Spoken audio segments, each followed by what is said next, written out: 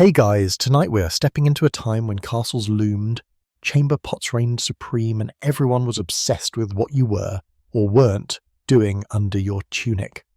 That's right, we're going deep into what sex was really like in the Middle Ages.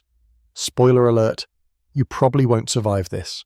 Between diseases, public shaming, and the looming threat of eternal damnation for even thinking impure thoughts, it's a wonder anyone got it on at all. So before you get comfortable, take a moment to like the video and subscribe, but only if you genuinely enjoy what I do here.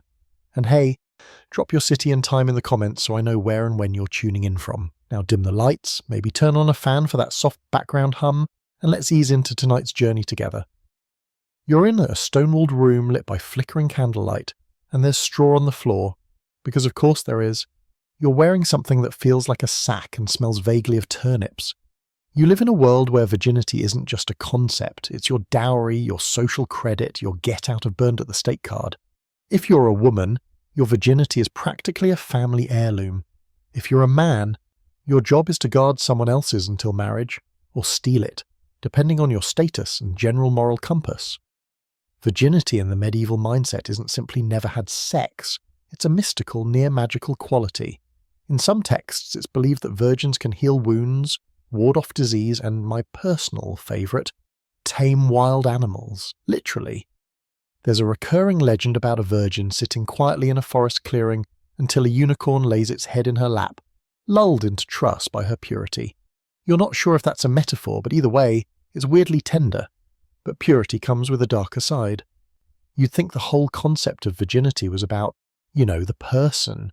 Nope, it's about property, specifically male property. A noblewoman's virginity is currency. Marriages are arranged to cement political alliances, her intactness is a guarantee of paternity. Think of it as a medieval warranty on a future heir.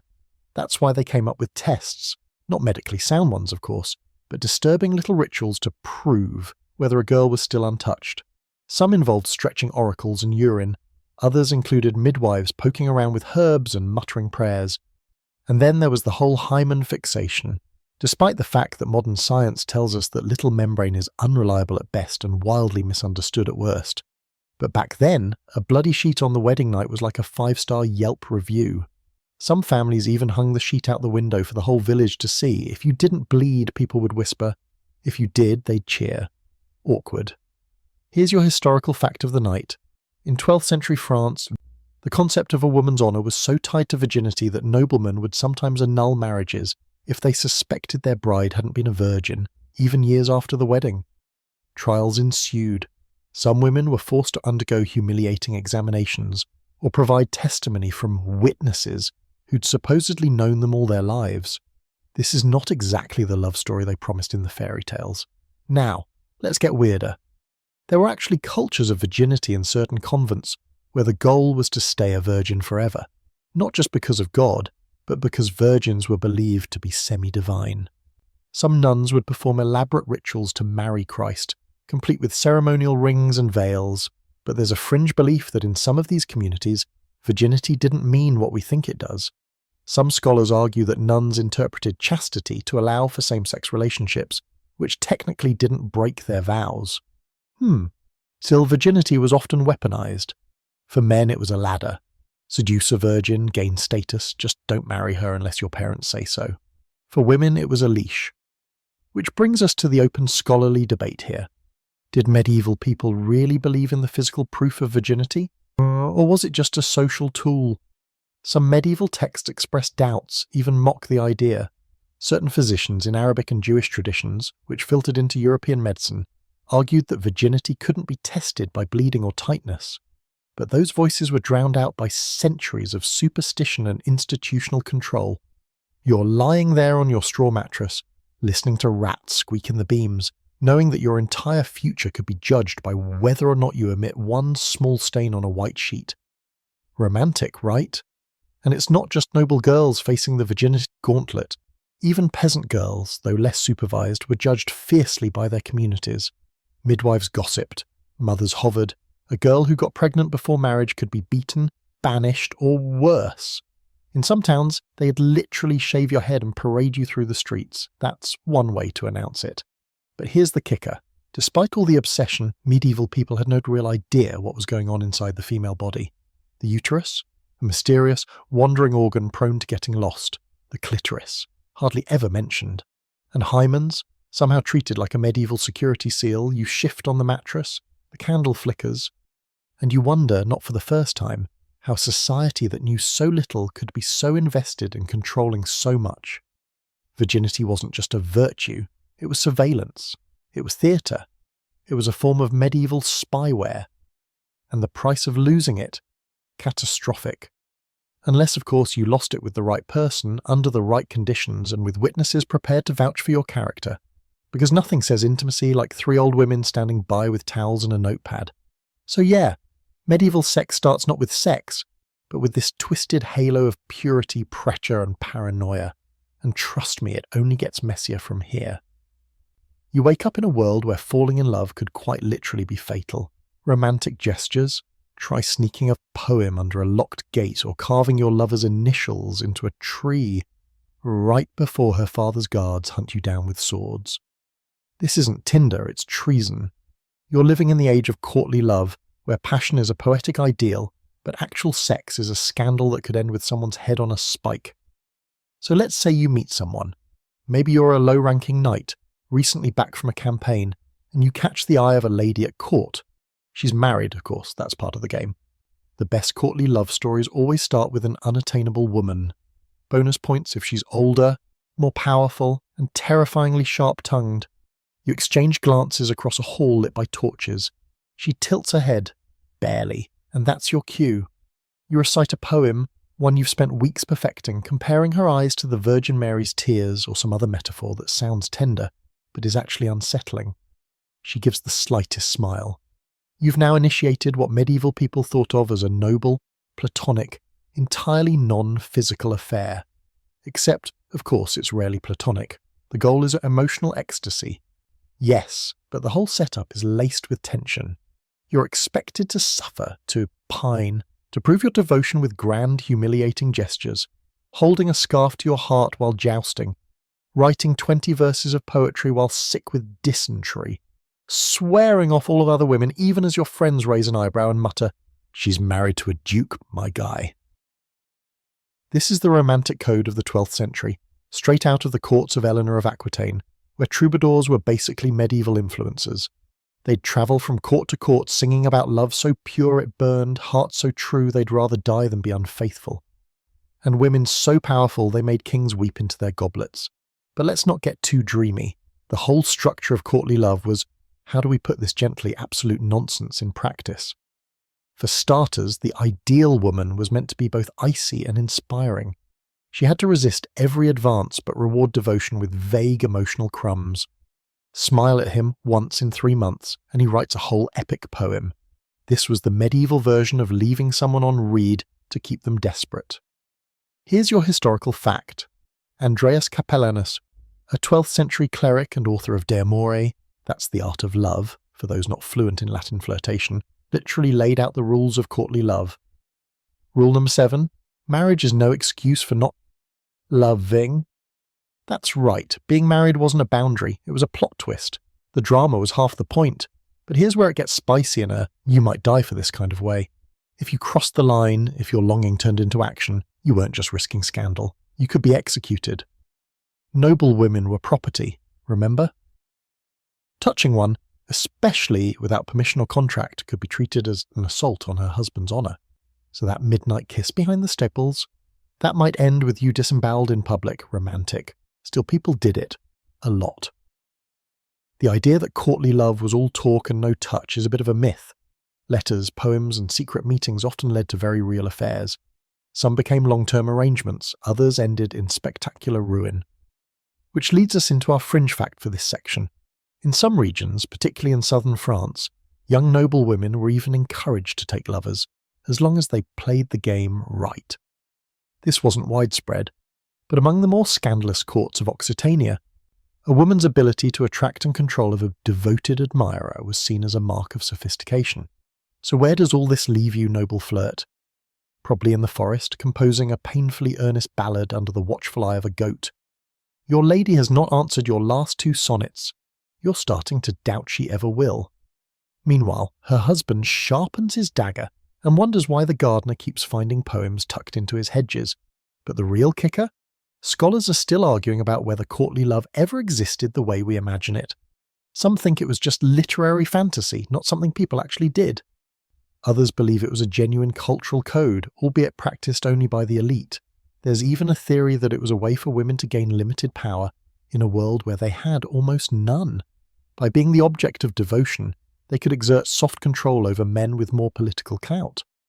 It's still debated whether Eleanor of Aquitaine herself promoted these ideas as a way of flipping the script on traditional gender roles, or whether the whole thing was just a bunch of guys writing steamy fanfiction and pretending it was noble.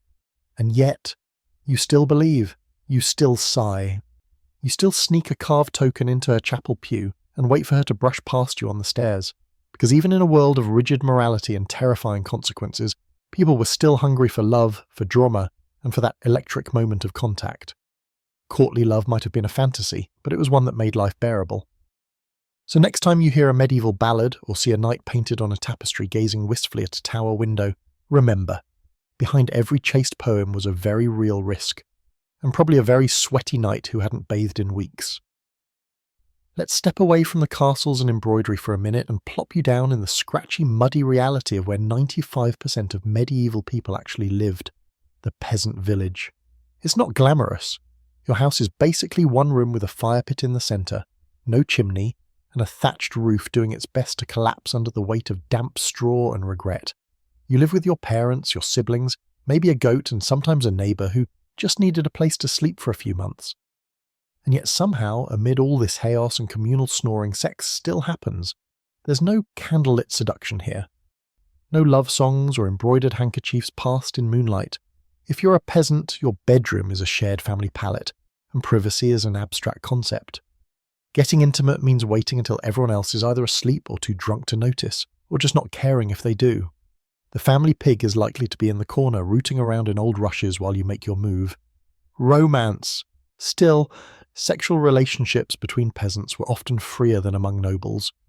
You didn't need a political alliance to get married, just enough land, a bit of food, and maybe the approval of your local priest, but the church still hovered. Technically, all sex outside of marriage was a sin. Realistically, people were doing it anyway. You'd see a surge of shotgun weddings, where a couple was hurriedly married just in time to explain why the bride looked very pregnant at the altar. Fun fact, parish records from the 14th century show that around 20–30% of brides were already visibly pregnant on their wedding day. So much for restraint. Sex for peasants wasn't about poetry, it was about timing, location, and not getting caught. Haylofts were a favourite spot not just because they were semi-private, but because they were already part of the workday.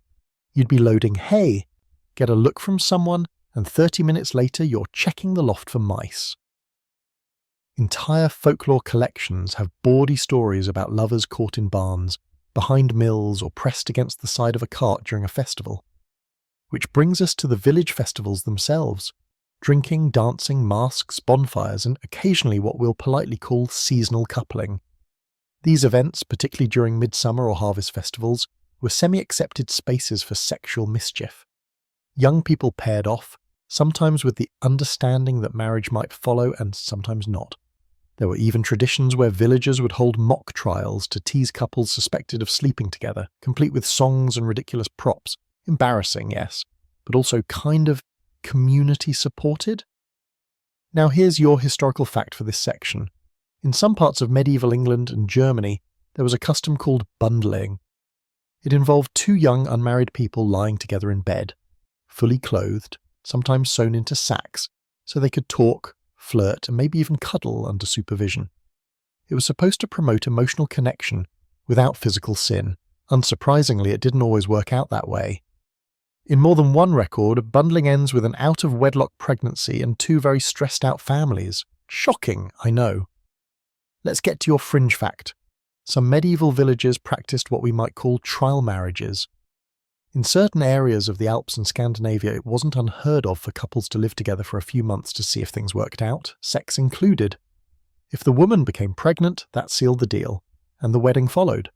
It wasn't official church doctrine, but it was culturally accepted in remote communities where practical survival mattered more than religious rules, love, Optional fertility? Non-negotiable. But what about consent? Here's where it gets muddy and painful. In peasant communities, sexual relationships were deeply entwined with power, property, and survival. A young woman dependent on her father's roof might have little ability to say no, especially if the pressure came from someone of higher status. And if a lord wanted a peasant girl, that was another nightmare altogether. The concept of droit du seigneur, the supposed right of a nobleman to sleep with a peasant bride on her wedding night, gets tossed around a lot. Most historians now agree it was likely more myth than regular practice, but that doesn't mean abuse didn't happen. It just happened quietly, under threat, and without legal recourse. So the open scholarly debate here is whether the lives of peasant women were more sexually liberated or more oppressive than those of noble women. On the one hand, there was less surveillance, no need for a chaperone or a dowry negotiation, but on the other, there was less protection. If you got pregnant and the guy disappeared, you were on your own. If your family couldn't hide the shame, you might be forced to flee, beg, or worse. And if you were assaulted? Good luck getting justice in a world where the local magistrate probably owed your attacker a goat. You roll over on your itchy straw mattress, the smell of smoke and sheep lingering in your hair, men were outside, someone is arguing about bread, and a dog barks at nothing. This is your world, raw, loud, earthy, and unforgiving. But there's also a strange intimacy in it, kind of resilience. People fall in love despite it all. They flirt, they risk scandal, they sneak kisses in the shadows of crumbling barns, and sometimes when no one's watching and the stars are out, they make love on a pile of hay with the wind rattling the shutters.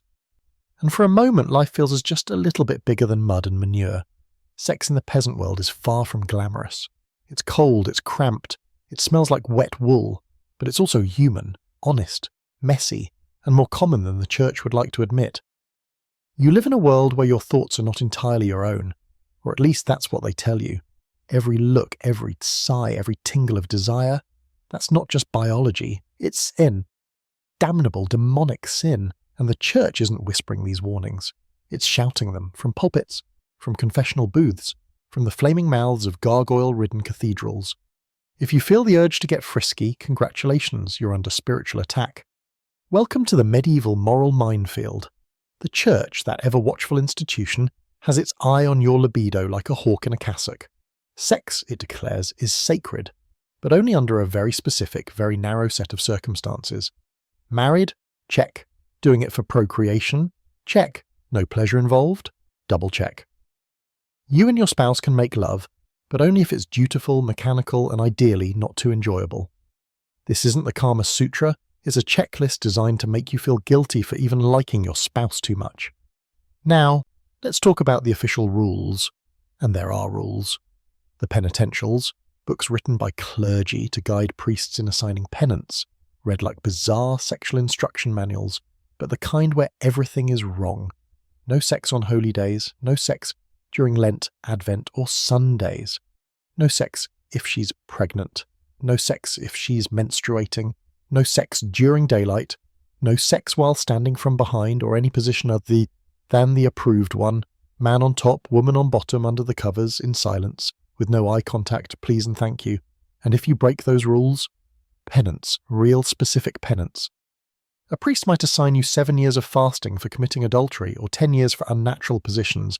That's a decade of bread, water, and spiritual panic, just because you got a little too creative on a Tuesday. Some of the stricter manuals suggest flagellation. Yes, the literal whipping of oneself as a way to cleanse impure urges, because nothing says romantic afterglow like smacking your own back until you bleed. Here's your historical fact. In the 9th century penitential of Theodore, a man who had sex with his wife while she was menstruating was required to do penance for 40 days. If he had oral sex, that was 15 years. Yep, 15 years for a single sin of the tongue, apparently. So what happens when people inevitably can't live up to all this? They lie. They confess selectively. They wait until their priest is sick or distracted and then go for it behind the barn. The church knew people weren't following the rules perfectly, but the fear of eternal hellfire was a strong enough motivator to keep most folks at least publicly ashamed. And shame was the whole point. If you couldn't suppress your urges, you could at least be miserable about them. But what really makes the Threads head is the sheer amount of time and energy the clergy spent thinking about sex, writing about it, categorizing it. Imagine being a monk, isolated in your cold little stone cell, writing out a 30-page list of forbidden acts in excruciating detail. Who's that really helping? Which leads us to tonight's fringe fact. Some clergy got very invested in the specifics. One notorious 13th century text called the Summa de Casibus Poenitentiae, basically a manual for confessors, includes a list of sex positions and their sin rankings. Missionary was okay, but side by side, sinful. From behind, absolutely diabolical. No mention of whether doing it while wearing a tunic and reciting psalms helped, but probably not. This obsession with control extended to thoughts as well. Lustful dreams were treated as minor sins. Daydreaming about your neighbour's thighs while threshing grain? Confess it. One medieval preacher warned that the devil would use the thighs of women like trapdoors to hell. So, thighs were apparently weaponized portals. That's not even theology, it's fantasy horror. But here's the twist. Not everyone in the church agreed, and that's our scholarly debate for this section. While the dominant voices condemned sexual pleasure, some theologians argued that marital intimacy could be spiritually meaningful. They believed that love between spouses, yes, even physical love, reflected divine union. A few bold thinkers even suggested that enjoying sex wasn't inherently sinful if done with love and respect. These voices were usually drowned out or branded as heretical, but they existed. Still, for the average medieval Christian, the message was clear. Sex is dangerous. If you enjoy it too much, you're slipping toward hell. If you think about it too much, the devil's already whispering in your ear. And if you act on it outside of marriage, you might as well start collecting firewood for your future pyre. Imagine being a teenager in this world. Hormones raging, privacy non-existent, and a priest describing eternal damnation in vivid, sweaty detail. You're told that your body is a temple, sure, but also a battlefield. Every desire is suspect. Every impulse is a test. And your eternal soul, hanging in the balance because of that dream you had about the baker's daughter. So what do you do? If you're lucky, you find someone who's willing to sneak around with you. You rendezvous under moonlight, whisper prayers after, and spend the next month avoiding eye contact with your local confessor. And if you're not lucky, you suppress, you stew, and you hope that when you finally do marry, your partner doesn't believe all that no fun allowed nonsense. The church's obsession with sexual sin didn't stop people from having sex. It just made them feel bad about it. It layered guilt over desire, turned intimacy into a spiritual struggle, and made sure that even love came with a heavy helping of fear. But the candles still burned low in cottages, lovers still tangled limbs behind hedges, and despite the threats, the rules, and the endless sermons, people kept reaching for each other. Because sin or not, the human body has never been great at listening to doctrine. Now let's crack open the heavy oak door of the monastery, tiptoe past a row of chanting monks, and peer into a world that, on the surface, was supposed to be entirely sexless. Celibacy, after all, was the sacred vow. You've renounced the flesh, you've turned away from temptation, you've traded bodily pleasure for spiritual purity. That's the sales pitch. But reality, it's a lot sweatier. Because as you're about to discover, the walls of the monastery don't silence desire, they just trap it in with nowhere to go. You're a young novice monk, maybe 15 or 16, and you've just been tonsured. Your hair's been shaved in a ring, your robes are itchy, and every night you kneel in a cold stone cell, trying to pray the thoughts away, but the thoughts don't listen. Not when Brother Lucien walks by in the candlelight. Not when you remember the village girl who laughed at your jokes before you entered the order. Not when dreams sneak into your sleep like unwanted guests. In theory, monasteries and convents were sanctuaries from sin. In practice, they were pressure cookers of suppressed lust, repressed memory, and occasional scandal. Entire rules had to be written to govern what monks and nuns could do alone, where they could sleep, how long they could bathe, and who was allowed to visit their rooms. And still things happened. Let's not pretend it was all rampant orgies in the abbey. But sex among the celibate was more common than anyone likes to admit. Monks developed intense emotional relationships with one another. Some crossed boundaries, others walked right up to the line and lingered there, holding hands in candlelit gardens or writing letters that sound suspiciously romantic. In some cases, entire networks of secret lovers existed within a single religious house. In others, monks and nuns snuck out to meet each other in nearby woods, or even in graveyards, because apparently nothing sets the mood like headstones and moonlight. Here's your historical fact. In the 12th century, Peter Abelard, a brilliant theologian and monk, fell wildly in love with his student Heloise. Their affair became legendary. When her uncle found out he had Abelard castrated, Heloise was forced into a convent, Abelard into a monastery, and their surviving letters are still studied today for their raw sensual longing. So yes, even history's great intellectuals weren't immune to temptation, and neither were their genitals. Now let's jump to the convent. You're a young nun, perhaps sent there as a child, more familiar with Latin prayers than your own body. The world says you've been tucked away from sin, but the truth is you're surrounded by women who live, breathe, and occasionally ache just like anyone else.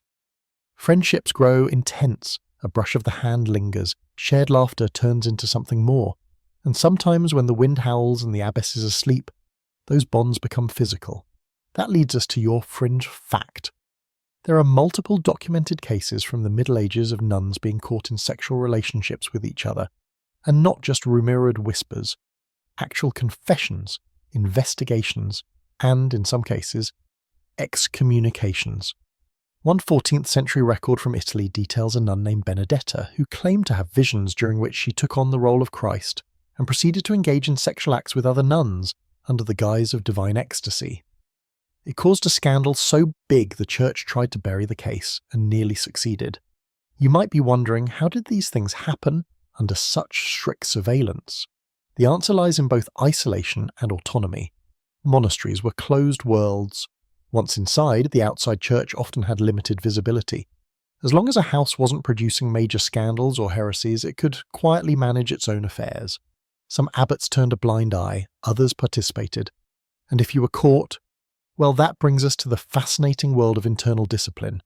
Everything from prayer and fasting to being locked in a dark cell with bread and water for weeks.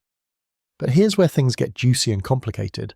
Scholars today still debate how much of the sexual behaviour in monastic life was consensual, how much was systemic abuse, and how much was later exaggerated by opponents of the church. Were all these affairs true? Were they slander meant to discredit powerful religious figures? Or were some of them misunderstood relationships painted with a scandalous brush? The documents are fragmented, biased, and often censored.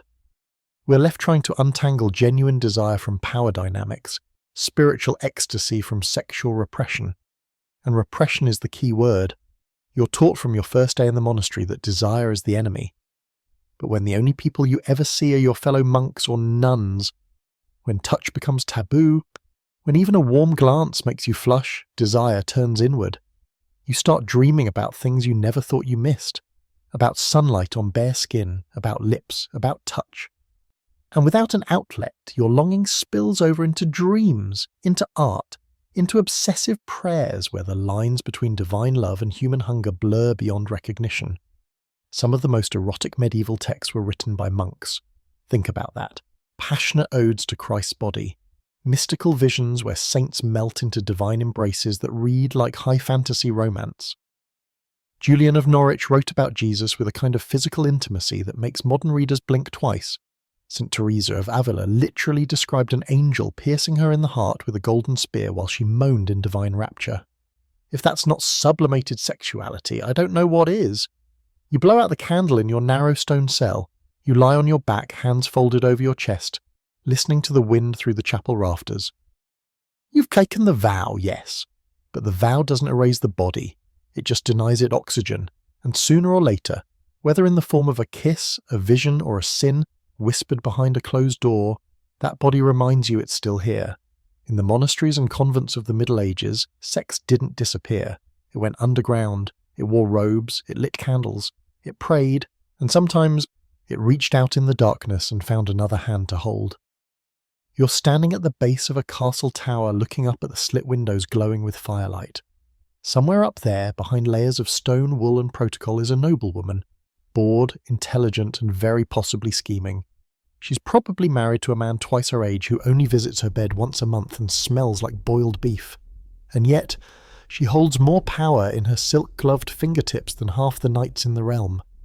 Welcome to the twisted, seductive world of sex, politics, and noble privilege. It's not just about who ends up in whose bed, it's about survival, strategy, and knowing when to let your hair down, literally. If you're a high-born lady in the Middle Ages, your love life is decided for you before you even learn to read. You're married off at 12 or 14, possibly younger if your father is ambitious and your uterus seems ready for duty. Love, not part of the equation, Your job is to produce heirs, maintain alliances, and absolutely under no circumstances bring scandal to the family name, at least not in public. But beneath the rigid structure of marriage lies a much steamier, more chaotic reality. Noble courts were breeding grounds for intrigue, emotional and otherwise. While peasants might get a roll in the hay, the elite turned seduction into an art form. Affairs weren't just tolerated in many circles, they were expected, as long as you followed the rules. Quiet affairs? Acceptable. Discreet lovers? Fine. But cause a public mess. Get caught in someone else's bed, get pregnant by the wrong man, or upset your husband's delicate ego, and you could end up imprisoned, exiled, or worse. And yet women found ways to navigate this web. Some with grace, some with cunning, and some with an unapologetic thirst for power. Take Isabella of France, the so-called she-wolf of France, who may have orchestrated her husband's downfall and taken a lover of her own in the process, or Eleanor of Aquitaine, who wielded influence over 2 kings and a crusade, all while keeping her romantic life intriguing enough to fuel centuries of rumours. These weren't damsels in distress, they were political powerhouses who used beauty, wit, and sexuality as weapons. Let's get into some of the mechanics. Castles were surprisingly social places. Sure, you've got drafty corridors and suspicious tapestries, but also feasts, tournaments, music, and long, candle-lit evenings where bored nobles wandered the halls, wine in hand, looking for conversation. Rooms weren't necessarily locked, and servants were everywhere, which meant that secret messages and late-night visits became part of the game. A dropped handkerchief, a glance over a goblet, a note tucked into a book, every interaction was laced with double meaning. Here's your historical fact. In 15th century Burgundy, the court of Philip the Good had an official mistress registry. Not only was adultery rampant, but mistresses were ranked, styled, and in some cases, rewarded with titles and land. One woman even became an unofficial first lady of the court despite being unmarried to the duke. That's not just scandal, that's institutionalized side chickery. Which brings us to the art of the mistress. These weren't just beautiful women lounging in feathered beds. Many were politically savvy, using their positions to influence policy, arrange marriages, and sneak favours for their families. They knew how to keep the attention of a powerful man without making him feel threatened, unless, of course, they wanted to. Some even competed with queens in terms of influence, fashion, and patronage. It's like being on a reality show, except the stakes are death and/or exile. But of course, not all women played the game willingly. While some noble women wielded their sexuality as a tool, others were forced into it. A young girl, married to an old count, might find herself loaned to his lord or used as a pawn in negotiations. Consent was blurry, especially when tied to property and title. Some women rebelled, some fell in love with their lovers, some simply endured, praying that their sons would inherit before their secrets did. And what about the men? They weren't exactly models of self-restraint. Knights especially were notorious for bedding women across the social ladder. Their reputations as romantic heroes are often at odds with historical records that show them as, well, enthusiastic and not very discriminating. Tournaments were as much about showing off for noble women as they were about chivalry. Armour was tight, tempers were hot, and after the jousting was over, many knights sought private audiences in candle-lit antechambers. Let's slip in a fringe fact here. In some courts, sex magic was a real concern. Noble women were sometimes accused of using enchanted rings, love potions, or even menstrual blood to seduce or control men. It sounds bizarre, but these rumours were enough to ruin lives. One courtier was accused of using her witchy underthings to seduce the king. She was stripped, interrogated, and nearly executed. Whether it was true or not didn't matter. Sexuality and suspicion were a volatile mix. Now, the scholarly debate. Were noble women truly empowered in their sexual agency, or were they just better at surviving a system built to control them? Some argue that courtly love and the cult of the mistress allowed women to assert influence they couldn't otherwise claim. Others say it was a gilded cage, pretty, seductive, but still a cage. After all, one wrong move and everything could come crashing down. Power through seduction is still power that depends on someone else's desire. You're wandering the quiet halls of the castle now, boots soft on cold flagstones, the faint scent of wine and wax hanging in the air. Behind one door, a woman waits in a velvet robe, her hair unpinned, her expression unreadable. Behind another, a servant slips away with a whispered message. The game is always in motion, the stakes always high. Sex among the noble classes wasn't just about pleasure. It was politics, reputation, and survival. And if you played it right, you could go from an obscure lady-in-waiting to the whisper behind the throne. If you played it wrong, you were gone before the morning light touched the banners. You step out of the stifling silence of noble halls and straight into the steam, thick, fragrant, and humming with conversation. Welcome to the bathhouse. It's crowded, loud, and surprisingly mixed company. Men and women splash in separate tubs, but sometimes not so separate. There's soap made from ash and animal fat, bundles of herbs tied above the door, and a big wooden bucket someone keeps pouring over the coals, sending waves of heat across the room. You're technically here to bathe, of course, but everyone knows what's really going on. This is where cleanliness and carnality do a slow, slippery dance. Medieval bathhouses weren't just practical, they were social hubs. In many European towns, especially during the 12th to 15th centuries, they were regular stops on a person's weekly schedule, like the market or the chapel. Men and women would bathe, eat, drink, flirt, gossip, and occasionally get very clean together in ways that would horrify their confessors. Bathing was associated with health, yes, but also with pleasure. It was sensual, luxurious, and just private enough to blur a few moral lines. In cities like Paris, Prague, and especially southern German towns, bathhouses, or stews, as the English sometimes called them, were places where bodies met with fewer clothes and fewer questions. There were even couples' baths complete with scented oils and refreshments. Some establishments offered packages, a scrub, a massage, a meal, and maybe, just maybe, a little something extra for the right price. Think medieval spa day meets low-key brothel. That's not just speculation. Here's your historical fact. In 15th century Nuremberg, bathhouse owners had to register their employees, many of whom were women described as helpers or companions. These records are filled with fines and warnings for inappropriate touching, singing of indecent songs, or entertaining guests after hours. Basically, people were doing what people do when wet, naked, and behind closed doors, breaking the rules. Speaking of rules, the church hated bathhouses, and not because of the soap. The mingling of the sexes, the lounging, the nakedness, it was a moral nightmare. Clerics railed against these houses of sin, warning that a clean body often came at the cost of a filthy soul. But towns ignored them, because bathhouses weren't just about indulgence. They were big business. They boosted trade, attracted travellers, and kept disease kinda at bay. For many medieval people, the risk of temptation was worth smelling better than a pigsty. And yet some cities did try to regulate things. Public stews in London had to hang a sign declaring whether or not they employed prostitutes. In some areas, bathhouses had curfews, patrols, or inspectors, although let's be honest, medieval inspectors were probably more interested in freebies than enforcement. You were more likely to get in trouble for price gouging than for hands under the water.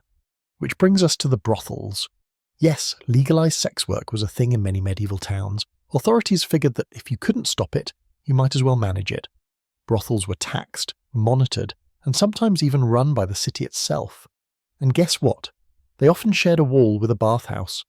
Here's your fringe fact. In medieval Toulouse, the town brothel had its own coat of arms. Let that sink in. A civic emblem for organised sex work. The madam wore official robes. The girls paid rent, and the building was considered essential urban infrastructure. Talk about zoning laws with flair. But not everyone agreed on how to handle this bubbling mix of hygiene and hedonism. Scholars today still debate whether bathhouses were genuinely progressive spaces for sexual exploration, or just thinly veiled exploitative ones. On one hand, they offered women, particularly lower-class women, a way to earn money, choose clients, and operate with a surprising level of independence. On the other, the line between consensual work and coercion was razor-thin, especially for girls sent to the baths because their families had no dowry to offer. The question lingers, were bathhouses empowering, or were they just prettier cages? Back inside, the steam fogs the glass panes and slicks your skin. Laughter echoes off the tile walls. A woman in a linen wrap refills your cup. Someone starts playing a lute near the fire. You see a merchant whispering into a barmaid's ear while she pretends not to laugh. Across the room, a knight slips a coin to a girl who promptly leads him up the stairs, towel dragging behind her. No one flinches. No one judges. This is what bathhouses are for. A little heat, a little pleasure, a little escape. You step into the plunge pool. The water is cold, sharp with mint and rosemary, and suddenly you remember that in your everyday life, under layers of wool, dirt and duty, your body is usually just a tool. But here, just for a moment, it feels like something worth caring for, worth enjoying, worth sharing. Of course it won't last. Tomorrow someone might preach that you've corrupted your soul, a bishop might condemn the entire street, and if the plague comes again, the bathhouses will be shut down first, branded as breeding grounds for lust and disease. But tonight, the candles flicker, the water swirls, and two people hold hands under the surface, grinning like they've gotten away with something small and delicious. It's the 14th century. You live in a town where everyone knows everyone else's business, where gossip travels faster than carts, and where sin is something the priest sees in your eyes before you've even spoken. In this world, there's something you really don't talk about. Not out loud, not in writing, not even in your own head unless you want to wake up sweating. Same-sex desire. It exists, of course. It thrives even. But it's locked away behind smirks, coded language, and whispered stories that only survive because someone, somewhere, dared to want what they weren't supposed to. So let's say you're a man and you notice something about your friend, something beyond camaraderie, something warm and strange that curls in your stomach when he laughs, or when your arms brush during prayers. You don't have the words for it. You've heard the church say it's sodomy, but that's not what this feels like. That's a cold word, a crime word, one that's lumped together with bestiality, masturbation, and literally anything they didn't like. What you feel isn't monstrous, it's aching, alive, sacred even. But the only language you've got for it is punishment. Because yes, medieval Europe had strict laws about sex between men. Sodomy wasn't just frowned upon, it was criminal, heretical, and often punishable by death. City records from Florence, for example, show men being arrested, fined, and occasionally executed for it. The same city, interestingly enough, had entire neighbourhoods where men met in secret. So much for suppression. Here's your historical fact. In 14th century Florence, so many men were being charged with sodomy that the city formed a special office, the Officiali di Notte, or Officers of the Night, specifically to investigate and prosecute suspected cases. They received anonymous tips, spied on alleged couples, and doled out punishments that ranged from public shaming to exile. And yet it kept happening, because where there's repression, there's resistance. Same-sex relationships, especially between men, often flew under the radar through discretion and code. People found ways to express themselves through poetry, music, or private gestures. In some cases, younger men were courted by older patrons, especially in academic or artistic circles, in dynamics that mirrored ancient Greek customs. In other cases, it was just two boys from the same village who somehow found each other in a world that told them they were alone. Now, let's not pretend these relationships always got a happy ending. Many didn't. If you were caught, you might be paraded through the town in chains, beaten, or worse. The term unnatural act covered everything from consensual affection to full-blown romance. It was a legal and theological net so wide that nearly anything could get caught in it if someone disliked you enough. Still, people were brave. One fringe fact that's rarely talked about: medieval Islamic texts, particularly from Andalusia and Persia, contain far more open discussions of same-sex desire than their Christian European counterparts. Poets like Abu Nuwas wrote verses about the beauty of boys and the agony of forbidden love, and while it was still controversial, it was part of the culture in a way that Europe simply couldn't allow. Some of these texts filtered into Europe, quietly influencing art and thought, if not acceptance. But what about women? That's where things get even more complicated, because sex between women?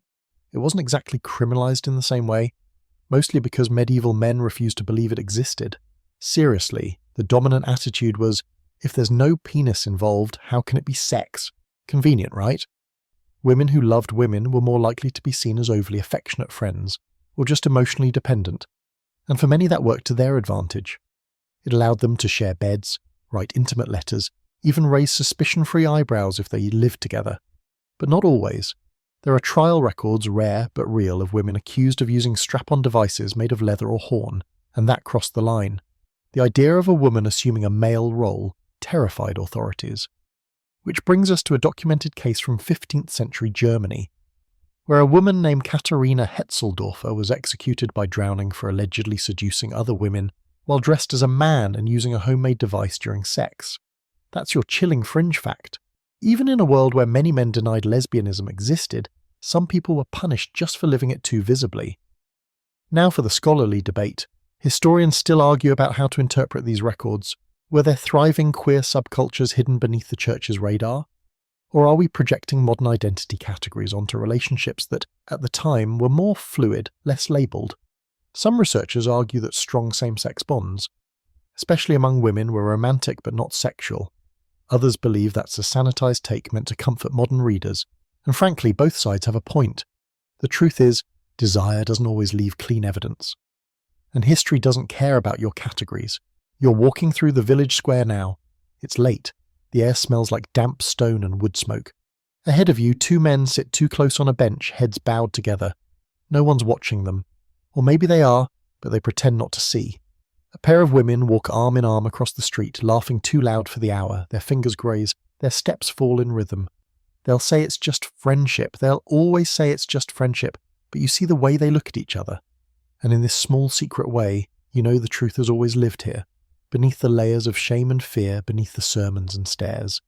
Queer love didn't wait for modern labels to exist. It was always there. It just had to hide in plain sight.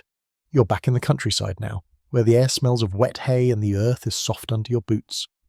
The village is quiet except for the occasional crow and the rhythmic clatter of a wheel turning at the blacksmith's forge. Life here is simpler than in the castle, yes. But sex is no less complicated, it's just messier. The rules are different, looser, and sometimes completely absent.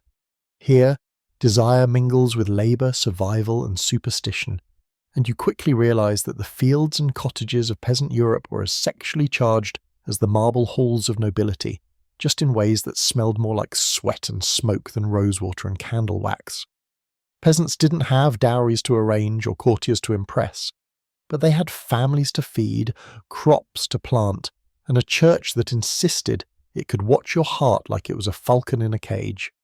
Marriage was usually later than among nobles, sometimes teens, sometimes 20s, because the community needed both hands in the fields. Love, that might happen. Lust, almost certain in. And just as often, someone's human desires collided with the seasonal rhythms of planting and harvest, creating all kinds of friction and opportunity. Here's a historical fact. In some 15th century English villages, parish records document cucking cases, marital infidelity disputes, where peasants were taken to church courts for adultery, premarital sex, or improper relations with neighbours. Punishments range from public penance, such as standing in the church during Mass with a placard announcing the offence, to fines, which could be substantial for a poor villager. Unlike nobles, peasants didn't have secret passages, mistresses, or legal loopholes. Everything happened under communal scrutiny, where gossip was both law enforcement and entertainment. And yet, despite the scrutiny, desire thrived. Festivals and fairs became key moments for flirting, courtship, and sometimes more. At harvest time or during saints' days, peasants had few distractions besides work, so dances, songs, and drinking provided the perfect excuse for physical closeness. You could see it in the way hands lingered, in the shared laughter, in the small touches that quickly became more than innocent. Some historians argue these events served as socially sanctioned sexual outlets, allowing villagers to bond, trade, and even ensure fertility for their crops and families. Others say the idea is romanticised. Real people might have simply been drunk, cold, or lonely, and sometimes mischief or chaos was more important than tradition. Fringe fact alert. In some rural communities, folk remedies and superstitions influenced sexual practices. Young couples sometimes carried charms, herbs, or even rabbit parts to guarantee fertility or ensure fidelity. Others would whisper to certain stones or trees at midnight to attract lovers or ward off jealousy. You might laugh, but these rituals reveal the depth of belief in magic as part of everyday intimacy, an intersection of eroticism and superstition that seems completely alien today, but was profoundly real then. Consent in this world was also complicated. Unlike the structured arrangements of nobles, peasants didn't have legal contracts dictating sexual behaviour, but social pressure and communal norms often worked as strong constraints. Rape and coercion were punished inconsistently, often depending on the victim's social standing or the favour of local leaders. Sometimes villagers turned a blind eye to affairs as long as they didn't threaten property or family stability. demonstrating a mix of pragmatism and moral flexibility that surprises modern readers. You can also forget about contraception, or more accurately, the near-total lack of reliable contraception. Herbal concoctions, tight belts, magical amulets, and prayers to saints were the main defences against pregnancy, and none of them were particularly effective, which meant that sex could lead to real consequences very quickly: unplanned births, illegitimate children, fines, and shame. In some towns, midwives acted as informal counsellors, providing guidance on herbs and techniques while quietly understanding the community's sexual dynamics better than anyone else. Here's the debate among scholars. Were medieval peasants actually freer sexually than their noble counterparts, or just subject to different constraints? Some argue that without rigid courtly protocols, commoners could explore desire with more honesty, even within moral limits. Others counter that economic survival, social surveillance, and religious enforcement created a pressure cooker of expectation that was just as restrictive, only less glamorous. Either way, the idea that peasants were asexual or uniformly chaste is completely wrong. Life in the fields was gritty, and so was sex. A quirky note: some village traditions were surprisingly bawdy. Maypole dances, midsummer festivities, and St. John's Eve rituals often included playful sexual symbolism. Couples jumped over fires together, exchanged tokens, or engaged in suggestive games. The church tried to suppress these activities repeatedly, but the villagers always found a way to incorporate humour, flirtation, and desire. There's a rawness to it, a sense that in these small communities human urges could not be entirely tamed. You're walking past a field of barley now, the sun setting in soft gold. You see a couple of young peasants leaning against a fence, stolen touches behind the stalks, laughter spilling into the air. They're perfectly aware of the world's eyes, yet they act anyway. That, you realise, is the essence of medieval sex outside the castle. Messy, immediate, risky, and utterly human. Pleasure, fear, and consequence live side by side like weeds, ball, and wheat growing tangled in the same soil. And somewhere in the distance, the church bell rings for evening vespers. You can almost hear the admonitions: purity, restraint, moral duty. But in the cottages and barns, in the shared warmth of blankets and bodies, human desire ignores the sermons. It always does. You're standing at the edge of a forest now, where the scent of damp moss and pine needles drifts on the cool evening air. The village is behind you, but the world beyond, wild, untamed, and a little dangerous, feels like it belongs to a different set of rules. Here, sex isn't always about contracts, social rank, or religious approval. It's raw, opportunistic, and sometimes violent, but also, surprisingly, playful. Lovers meet in hidden clearings. Young men and women sneak behind trees to steal kisses, brush hands, or whisper promises in the dark. The shadows of the woods are thick, but the intimacy they shelter is even thicker, full of heartbeats, laughter, and occasionally fear. You quickly realise that medieval attitudes towards sexual encounters in nature were complex. On one hand, the church preached constantly about restraint and the dangers of temptation, warning that isolated spaces encourage sin and immorality. On the other hand, the world outside villages, the forest, the riverbanks, the hills, was the only real escape from eyes that judged every step. People were drawn to these places for freedom, adventure, and a chance to express themselves in ways society's strictures would never allow. In some ways, the forest was both a playground and a courtroom, a place where desire could flourish, but consequences could strike suddenly. Historical fact: medieval courts recorded multiple cases of sexual assaults and consensual encounters in forests, meadows, and fields. In 13th century England, for example, several forest cases documented young couples caught in flagrante delicto, often punished not purely for the act itself, but for violating community norms by doing it out of bounds. Public shaming was common, sometimes involving parishioners, sometimes the man's father, and sometimes both. The forest was a double-edged sword, liberation and exposure in equal measure. You notice how survival intersects with sexuality here.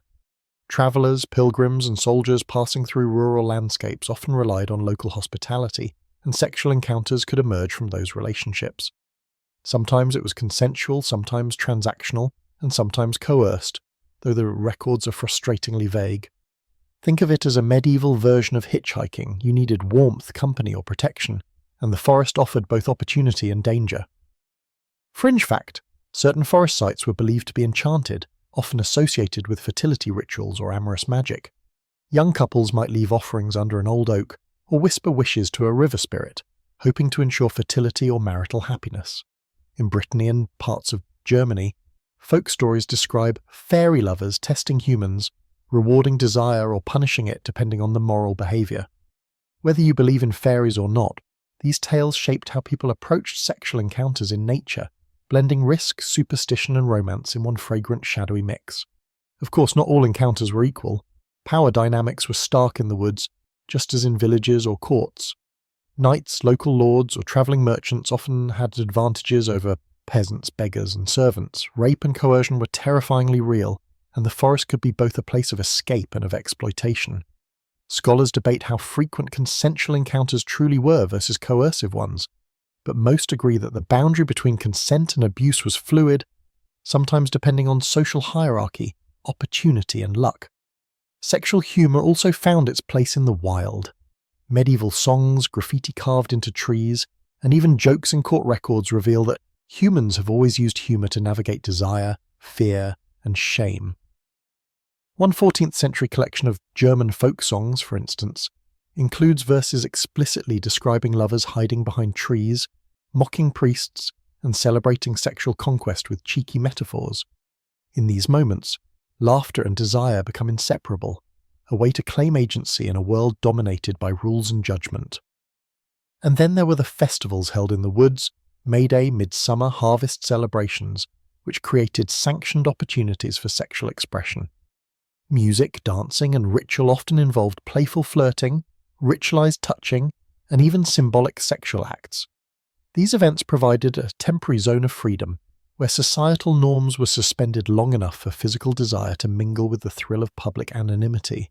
For a few hours, the forest became a theatre for human longing, where mistakes were forgivable and laughter was the currency of connection. Your feet crunch over fallen leaves as you spot two figures in a small clearing. They're laughing, brushing hair out of each other's eyes, leaning closer, hands daring to meet. You feel the mix of tension and anticipation in the air, the sense that anything could happen if no one comes along, but that the risk is part of the thrill.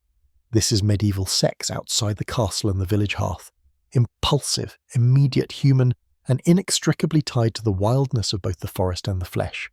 You pause, imagining the chill of nighttime air on bare skin, the risk of discovery, the blend of excitement and danger. This is not courtly love, nor is it sanitized morality.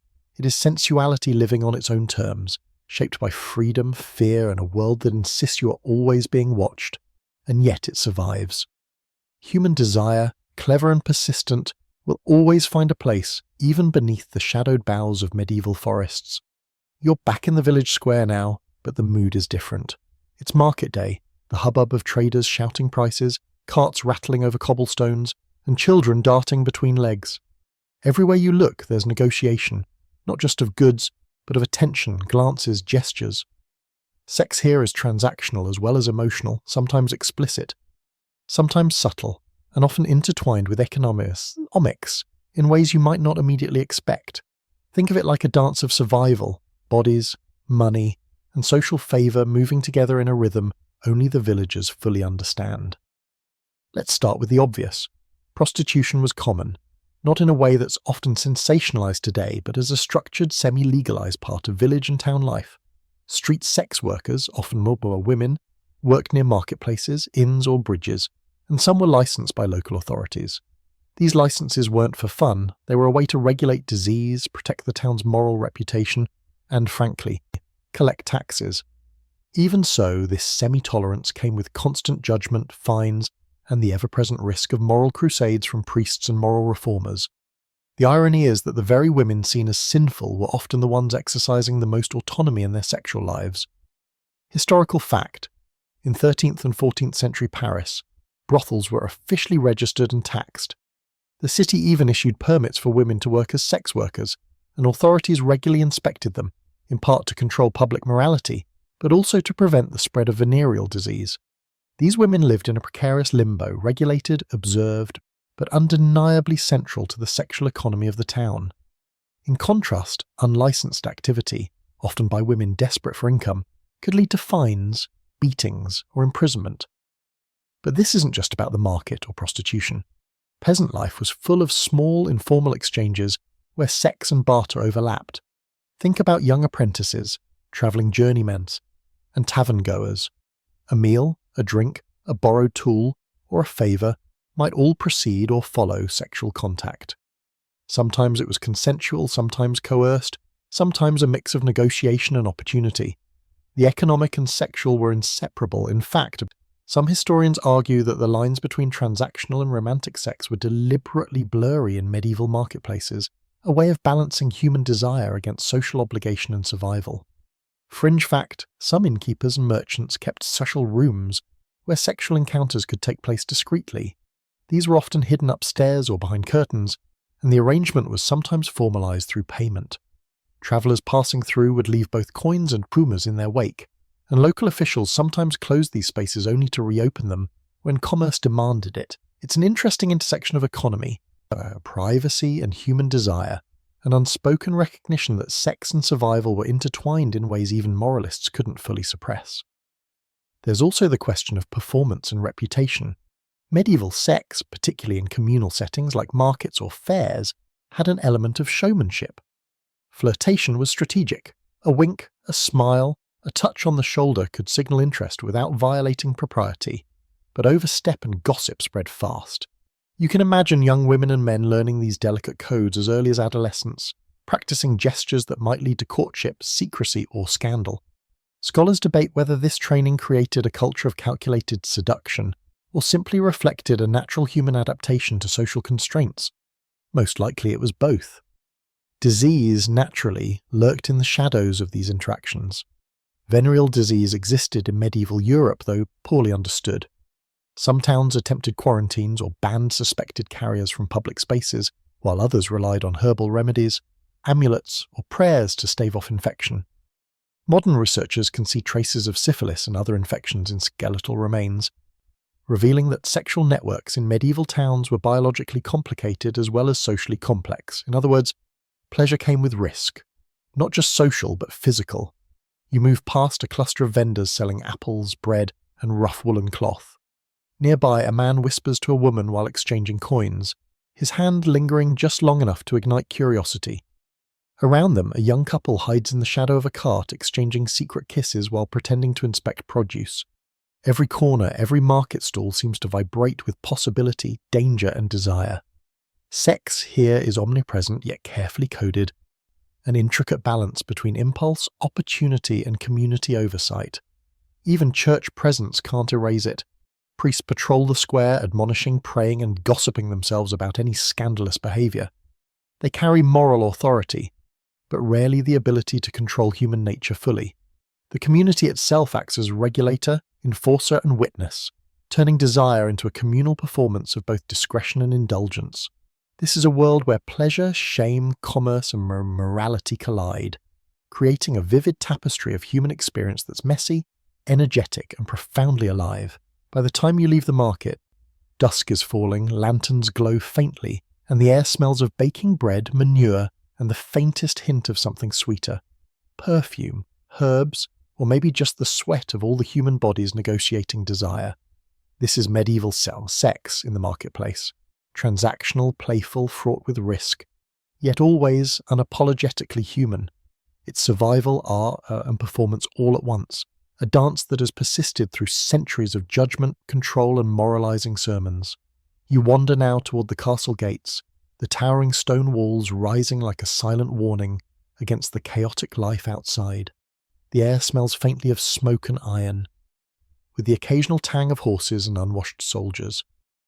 Within these walls, sex is another kind of performance, controlled, hierarchical, and bound tightly by laws, etiquette, and political strategy. Desire exists here, yes, but it's as carefully choreographed as the courtly dances and feasts. Unlike the village, where passion can escape behind fences or under hay, the castle's walls contain it, redirect it, or punish it, making sexuality both a tool of power and a source of scandal. The most obvious example: noble marriages. Political alliances, property transfer, and family honour dictated almost every aspect of sexual life. A bride might be 15, a groom 35, and their consent, if it existed, was often irrelevant compared to dynastic strategy. Sex, in this context, was primarily reproductive. Love might bloom afterward, but it was rarely the reason for the union. Courtiers whispered, poets wrote, and the church provided justification, but the lived reality was pragmatic. Bodies were resources, and pleasure, if allowed, was secondary. Yet even here, people found ways to indulge, subvert, or negotiate desire outside official channels. Historical fact: by the 12th century, medieval European courts had detailed rules about sexual behavior, including expectations for fidelity, adultery, and even bed tests in extreme cases to prove consummation or legitimacy of heirs. Nobility faced formal penalties for violations, sometimes including loss of property, exile, or public humiliation. These regulations demonstrate the degree to which sex was politicized at the top of the social hierarchy. The higher you climb, the less private your desire becomes. But castles weren't all restraint and observation. Fringe fact: some lords and ladies used secret tunnels, hidden chambers, or private gardens for illicit rendezvous. One medieval French manuscript amusingly notes a duke caught in the act by a servant while attempting to sneak a kiss from a visiting noblewoman in a supposedly hidden corridor. While gossip spread like wildfire, these secret spaces reveal that human desire found clever workarounds even in the most controlled environments, creating a hidden life beneath the polished veneer of noble propriety. Sexuality at court also carried performative weight.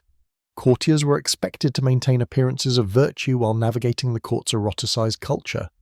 Flirtation, gossip, and subtle seduction became games of power, a well-timed compliment.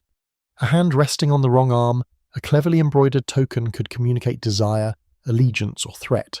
Scholars debate whether courtly love poetry represented genuine romantic ideals, or merely codified social maneuvering disguised as emotion. Likely it was both, a layered dance of heart and ambition, sensuality and strategy. Disease again was unavoidable.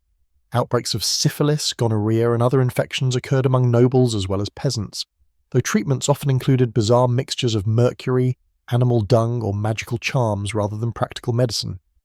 Courtly sexual life combined desire with danger.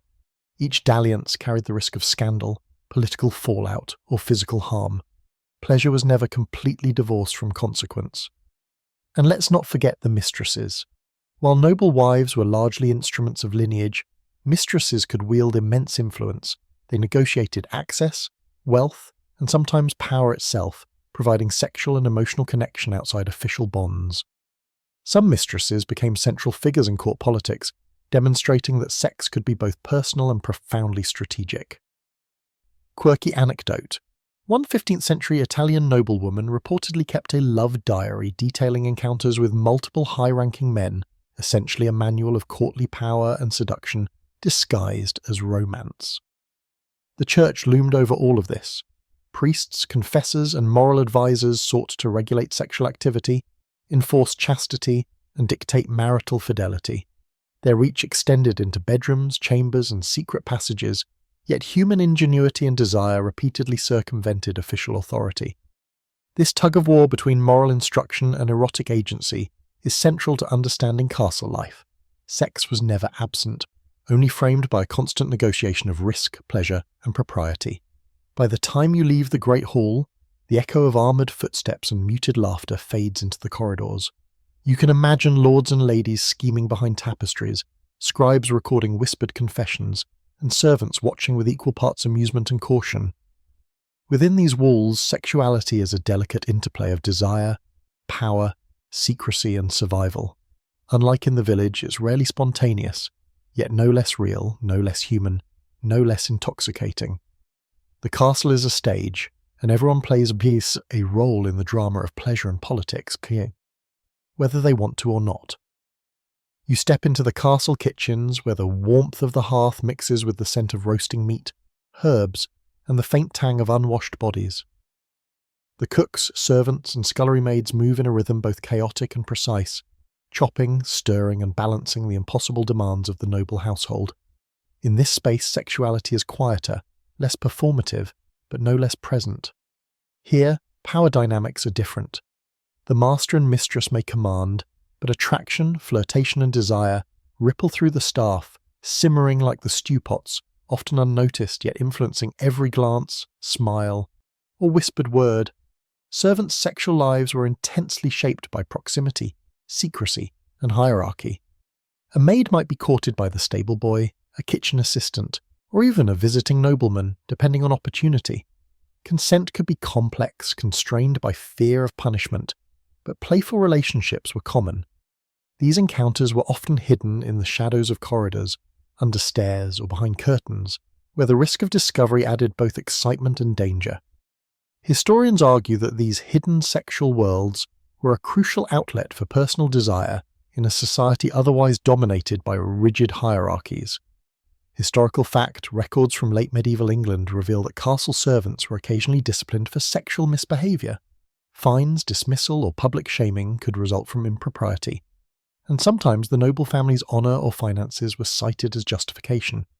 Even so, enforcement was inconsistent, and personal relationships flourished in the cracks of oversight. In other words, rules existed, but human desire has always been far more adaptable than regulation. Fringe fact, some castles reportedly had bedroom monitors, usually older servants tasked with ensuring the young kitchen or chamber staff behaved appropriately. In practice, these monitors often turned a blind eye, participated in gossip, or facilitated secret romances themselves. The paradox is charmingly human. Supervision meant to curb sexual activity often became a tool to navigate, manipulate, or exploit it, revealing an intricate web of control, desire, and social negotiation behind the walls. You notice how food, work, and intimacy intertwined. Shared labour often created proximity and physical contact that naturally led to flirtation or romance. A servant handing over a steaming tray might brush fingers with another, lean in too closely while speaking, or exchange a meaningful glance over chopped vegetables. Small touches in such confined spaces became significant, charged with tension, humour, or unspoken agreement. Scholars debate whether these interactions were purely erotic, practical, or a combination, but there's no doubt they mattered emotionally, socially, and sometimes politically within the castle hierarchy. Disease was always lurking, even here. Sexual relationships among servants and between staff and occasional noble visitors carried the risk of sexually transmitted infections or unwanted pregnancies.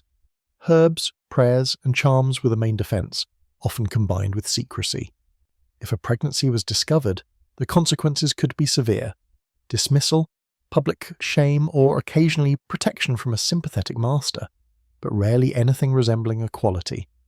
This demonstrates how desire and risk were inseparable threads in medieval sexual life, affecting everyone from lord to lowly kitchen maid. Even humour found its way into these hidden spaces.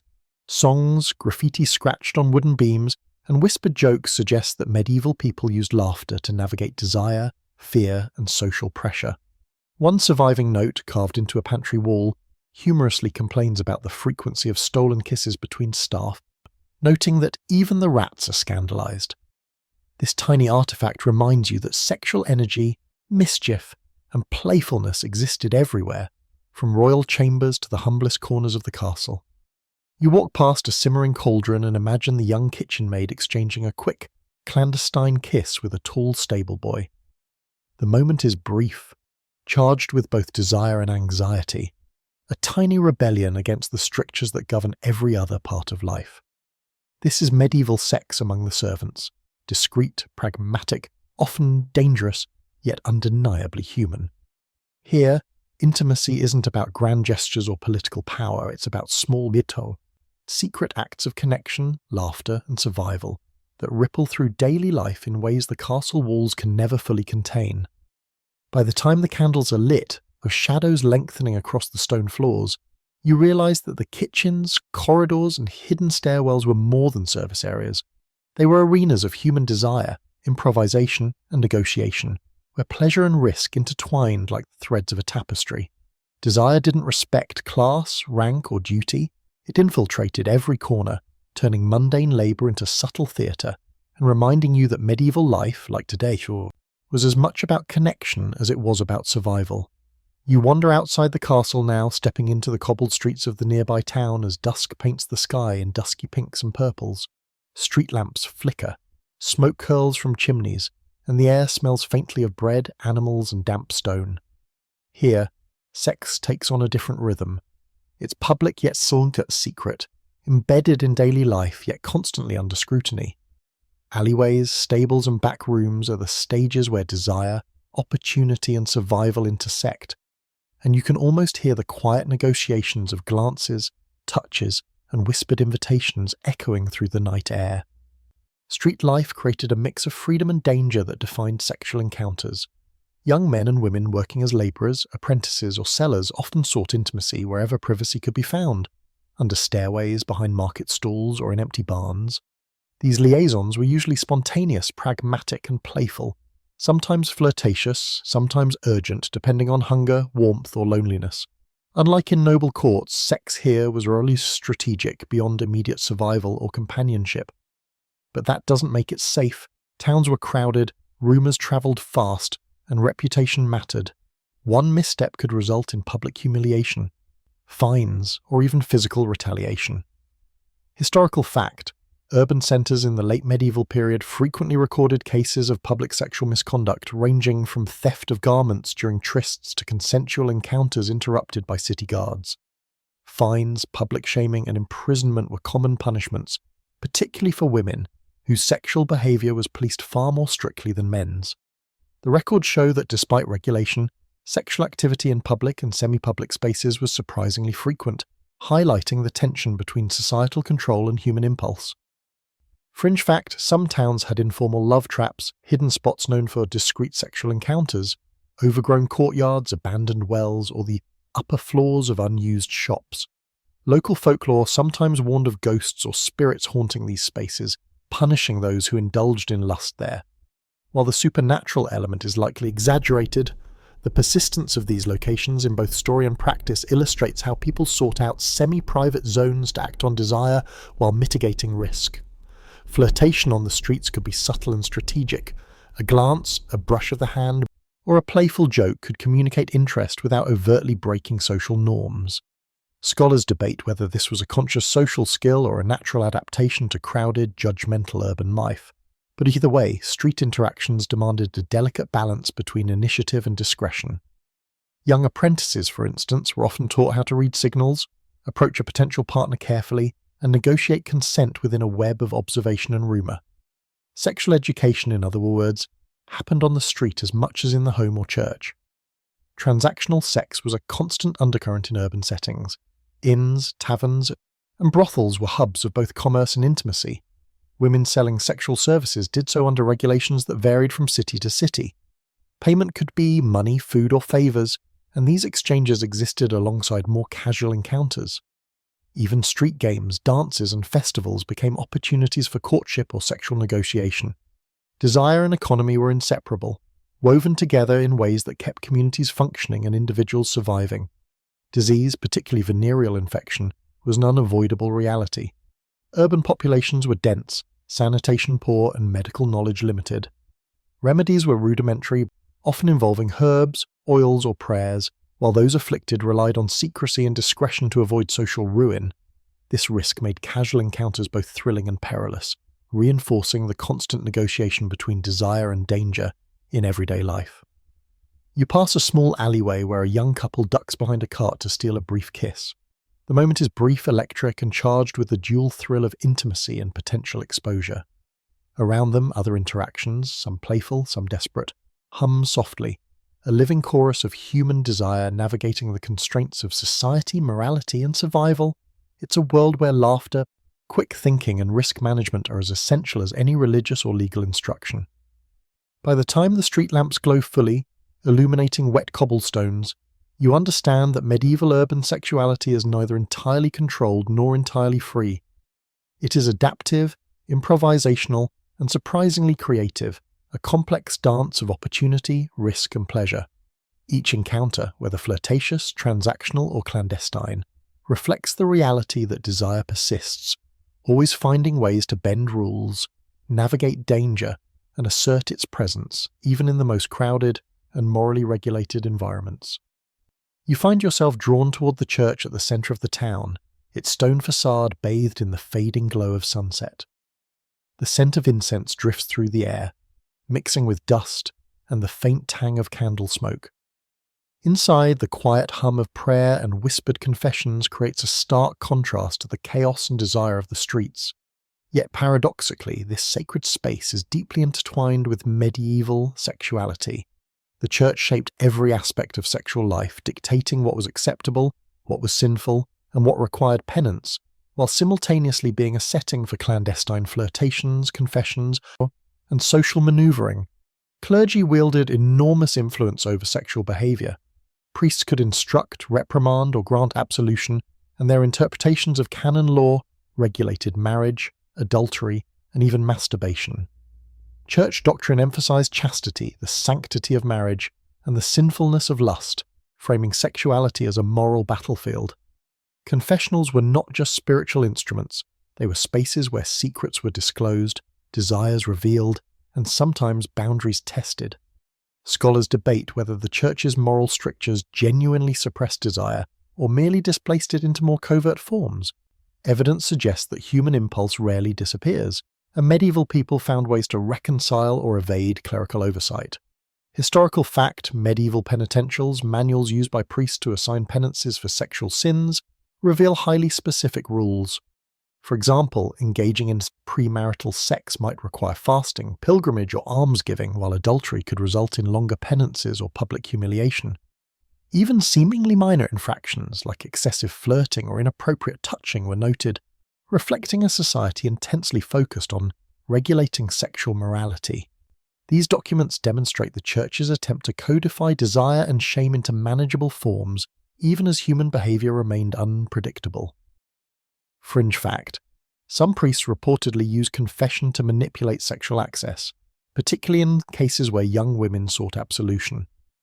While not universally true, anecdotal accounts suggest that certain clerics exploited their spiritual authority to obtain favours or information, turning sacred spaces into complex arenas of power, secrecy, and desire.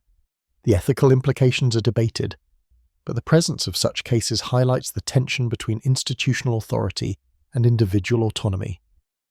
Courtly love, another church-influenced framework, offered a socially sanctioned outlet for desire outside marriage. Idealized, often unconsummated love between knights and ladies encouraged romantic expression while still respecting societal constraints. Letters, poetry, and songs codified this emotional and sometimes sexual tension, turning longing into art. Scholars argue about its authenticity. Was courtly love a genuine emotional pursuit, a literary fiction, or a clever distraction from marital duty? The evidence points to a combination, with cultural performance shaping personal desire. Rituals around marriage reinforced church authority. Betrothal, consent, and consummation were all legally and spiritually significant. A wedding was more than a celebration. It was a public contract monitored by family, witnesses, and clergy. The consummation of marriage, in particular, was critical to establishing legitimacy and inheritance rights, illustrating how intimately sexual behavior was tied to property, lineage, and law. Yet these rituals coexisted with private passions, extramarital affairs, and secret liaisons, showing that human desire could never be fully constrained by ritual alone. Sexual repression had curious side effects. Celibacy, mandatory for clergy and monks, was often violated, leading to secret relationships, concubines, or sexual misadventures disguised as spiritual service. Some monasteries reportedly had clandestine networks where desire persisted despite strict rules, while lay people found creative workarounds in festivals, fairs, and private encounters. These behaviours sparked ongoing debates among historians. Did the Church's moral rigour increase temptation, or did it simply channel desire into socially regulated forms? Either way, sexuality remained irrepressible. You notice the subtle ways people negotiated morality in the sacred space, that a fleeting touch, a meaningful glance across the nave, whispered confessions about forbidden longings. Desire existed in dialogue with guilt, authority, and ritual, creating a layered, almost theatrical sexual culture. Even here, in the shadow of altars and candles, medieval people expressed longing, attraction, and mischief, navigating a world in which every intimate action was scrutinized, interpreted, and morally judged. By the time you leave the church, the night has deepened. The town quiet except for distant voices and the occasional clip of a horse's hooves. You realize that the church was both a moral guide and a mirror of human desire, shaping sexual life while simultaneously being shaped by it. Its influence was pervasive, intricate, and sometimes paradoxical, reminding you that even in a society obsessed with rules and propriety, the rhythms of human passion persisted, subtly, insistently, and everywhere. You wander now into the quieter outskirts of town, where the small cottages of artisans, weavers, and farmers crowd together along muddy lanes. Here, life is slower, more grounded, and the rules around sexuality are simultaneously stricter and looser, depending on the gaze of neighbours and the judgment of the local priest. In these rural spaces, sex is intertwined with daily survival. Warmth, sustenance, and companionship. The rhythm of work, fields to tend, animals to feed, chores to complete, dictates opportunity, while privacy is limited. A tryst often means creativity, timing, and courage, because in a village everyone knows everyone else's business. Courtship in villages is pragmatic but can still be playful. Young men and women use festivals, market days, and barn dances to flirt, touch, and test mutual interest, often under the watchful eyes of elders or siblings. One misplaced gesture, a lingering hand, a stolen kiss, could lead to gossip, punishment, or forced marriage, but small acts of intimacy thrive despite the scrutiny. The social expectation is clear: sexual behaviour must align with family and community needs, and deviation risks shame, conflict, or, in extreme cases, physical violence. Yet desire persists. Humans have always been adept at finding privacy in haylofts, behind fences, or in riverbanks where the village eye cannot follow. Historical fact: medieval village courts often recorded disputes involving sexual conduct. Cases included accusations of premarital sex, seduction, and adultery, sometimes with heavy fines or public shaming. Villages had informal enforcement mechanisms. Neighbours testified, local priests imposed penance, and family elders monitored behaviour. These records reveal that sexual activity, while natural, was under constant social surveillance, demonstrating the tightrope rural dwellers walked between desire and propriety. Fringe fact: some villages reportedly had love trees or secluded groves where couples met, marked by carved initials, tied ribbons, or tokens of affection. Folklorists suggest these sites acted as semi-public yet concealed venues for courtship, blending communal knowledge with secrecy. Anthropologists speculate that these spaces served not just for intimacy, but as a ritualized acknowledgement of attraction, bridging social norms with private desire, a kind of medieval dating app, if you will, carved into bark and stone. Marriage arrangements in villages often mirrored those of the nobility, albeit in simpler terms. Parents negotiated unions to secure land, labour, and family reputation. While love could grow afterward, initial attraction was secondary, yet young villagers found ways to negotiate personal agency. Romantic letters, small gifts, or clandestine meetings allowed them to express desire even within the confines of economic and familial obligations. Scholars debate the extent to which rural love was romantic versus strategic, but evidence points to a blend. Desire and practicality were never mutually exclusive. Pregnancy outside marriage was a particularly high-stakes issue. Unmarried women who became pregnant faced shame, potential ostracism, and, in some regions, fines or corporal punishment. Families were concerned with property, inheritance, and social reputation, often forcing swift marriages to legitimize offspring. Curiously, some communities had informal networks of support for these women, providing temporary housing, work, or social protection, showing that even under strict social rules, empathy and pragmatism shaped responses to sexual realities. Venereal disease remained a pervasive, though less documented, concern. Rural populations had limited access to medical care, relying on herbal remedies, charms, and folk wisdom.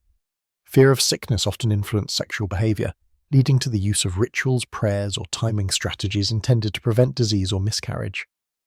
Desire persisted despite these risks, reminding you that human sexuality is rarely fully constrained by fear or regulation.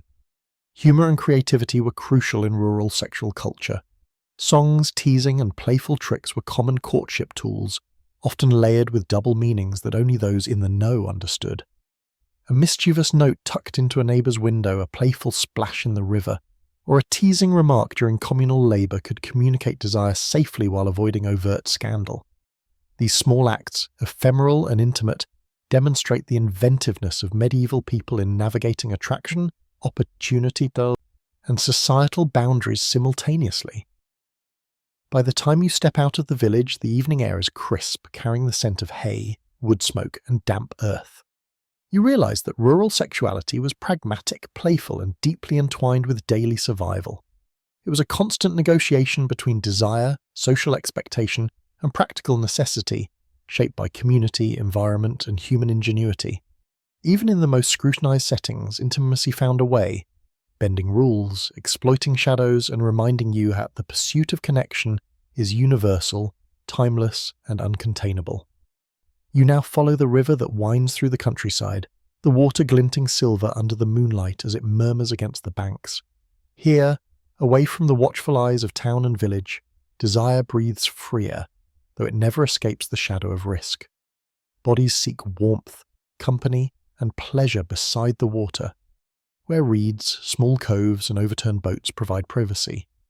Young couples, travelling labourers, and wandering minstrels alike exploit the natural landscape to meet, experiment, and express passion, all while negotiating the constant threat of discovery by neighbours, patrolling monks, or wandering magistrates. The river becomes a stage for improvisation, a stolen touch, a whispered confession, a shared blanket to ward off chill. These gestures are intimate, fleeting, and charged with both risk and delight. Such encounters are often physically awkward, due to the constraints of terrain and clothing, yet their very inconvenience intensifies the excitement. Desire here is tactile, immediate, and inventive, shaped as much by the environment as by social norms. You can almost feel the cool mud, the rustle of leaves, and the racing heartbeat of someone leaning close in the dark, where only nature witnesses. Historical fact, medieval records note that rivers, lakes, and woodland glades were often associated with clandestine sexual activity. Court cases sometimes reference couples caught in the reeds or near the water, highlighting that natural spaces served as both playground and trap for lovers. These documents suggest that proximity to nature provided both opportunity and peril, underscoring the constant negotiation between privacy, desire, and social surveillance in medieval life. Fringe fact: folklore abounds with stories of river spirits or nymphs punishing those who acted lustfully by the water. Some locals claim that encounters in these secluded spots risked curses, sudden illness, or strange misfortune. While likely allegorical or cautionary, these myths reveal societal anxiety about sexuality in uncontrolled spaces and how the natural world itself was imagined as morally and physically active in the negotiation of desire. Flirtation along the river was highly performative. Splashing water, mock arguments, or playful games allowed couples to express attraction while maintaining plausible deniability. Anthropologists note that playful teasing in constrained or public adjacent spaces is a cross-cultural method for negotiating consent, interest, and risk. And medieval riverside interactions fit this pattern perfectly. Humour, physical closeness, and subtle signals became the language of desire in a world where overt sexual expression could carry serious consequences. Seasonal rhythms dictated opportunity and intimacy. Summer nights encouraged outdoor meetings, harvest season demanded long work days with little free time. Winter made warmth a priority, often bringing couples into shared sleeping arrangements with siblings or neighbours present, requiring ingenuity to maintain privacy. These practical constraints shaped not only the logistics of sexual activity, but also the emotional and creative strategies couples used to sustain desire and connection over time. Scholars debate whether these arrangements fostered more deliberate courtship or simply reflected the pressures of scarcity, but the result was a vibrant, adaptive sexual culture. Pregnancy remained a constant concern, particularly in spaces where secrecy was fragile. Women carried the burden of both social and biological consequences, while men navigated expectations of responsibility, honour, or avoidance. Folk remedies, prayers, and protective charms were common, highlighting the blend of superstition, medical knowledge, and social negotiation that surrounded sexual life. The presence of these rituals underscores that medieval sexuality was never purely physical. It was entangled with belief, community, and survival strategy. Playfulness and creativity flourished alongside caution. Lovers left secret marks on the trees, carved initials in wooden planks, or whispered jokes to passers-by. These acts were small, intimate, and ephemeral, yet they formed a record of connection, a human assertion against the rigidity of social norms. Even in the open, in the risk-laden natural world, desire found expression through subtlety, humour, and ingenuity, proving once again that human sexuality adapts to circumstance, environment, and opportunity. By the time you step back from the riverbank, moonlight reflecting in the gentle ripples, you see that natural spaces offered a unique combination of freedom and danger. Desire was improvisational, inventive, and deeply human, shaped by geography, community, and the rules of society. Whether a stolen kiss in reeds, a clandestine conversation under a willow, or a playful splash in the dark water, medieval sexuality here reminds you that intimacy finds its outlet everywhere, even in the quiet, liminal spaces of the natural world, far from the judgmental eyes of towns and villages. You now drift toward the edges of courtly life, returning to the great halls of nobility, where gilded chandeliers flicker and the scent of roasted meats and candle wax mingles in the warm air. Here, sexuality is a performance, layered with politics, status, and reputation. Every glance, every whispered compliment, every subtle touch is observed, recorded, and interpreted, not just for pleasure but for alliance, leverage, or advantage. Desire is both private and public, an invisible thread woven through dances, feasts, and nightly gatherings, requiring wit, discretion, and sometimes courage to navigate safely. Courtly love dominates the upper echelons of society, shaping ideals of desire and conduct. Knights adore noblewomen from afar, offering poems, songs, or symbolic gifts, creating a culture of romanticized longing that can be intensely sexual in imagination while largely restrained in practice. These expressions codified emotional and physical desire, turning attraction into ritualized performance. Scholars debate whether courtly love represented genuine passion, or was a literary and social artifice designed to channel lust into socially acceptable channels. Either way, it profoundly influenced how nobility thought about love, sex, and social negotiation. Historical fact: letters and poetry from the medieval courts illustrate a highly ritualized sexual culture, where desire was expressed through metaphor, coded language, and ceremonial gift-giving. Physical consummation was often delayed until marriage, yet erotic tension pervaded social life, creating a dual system in which sexual desire was both cultivated and restrained.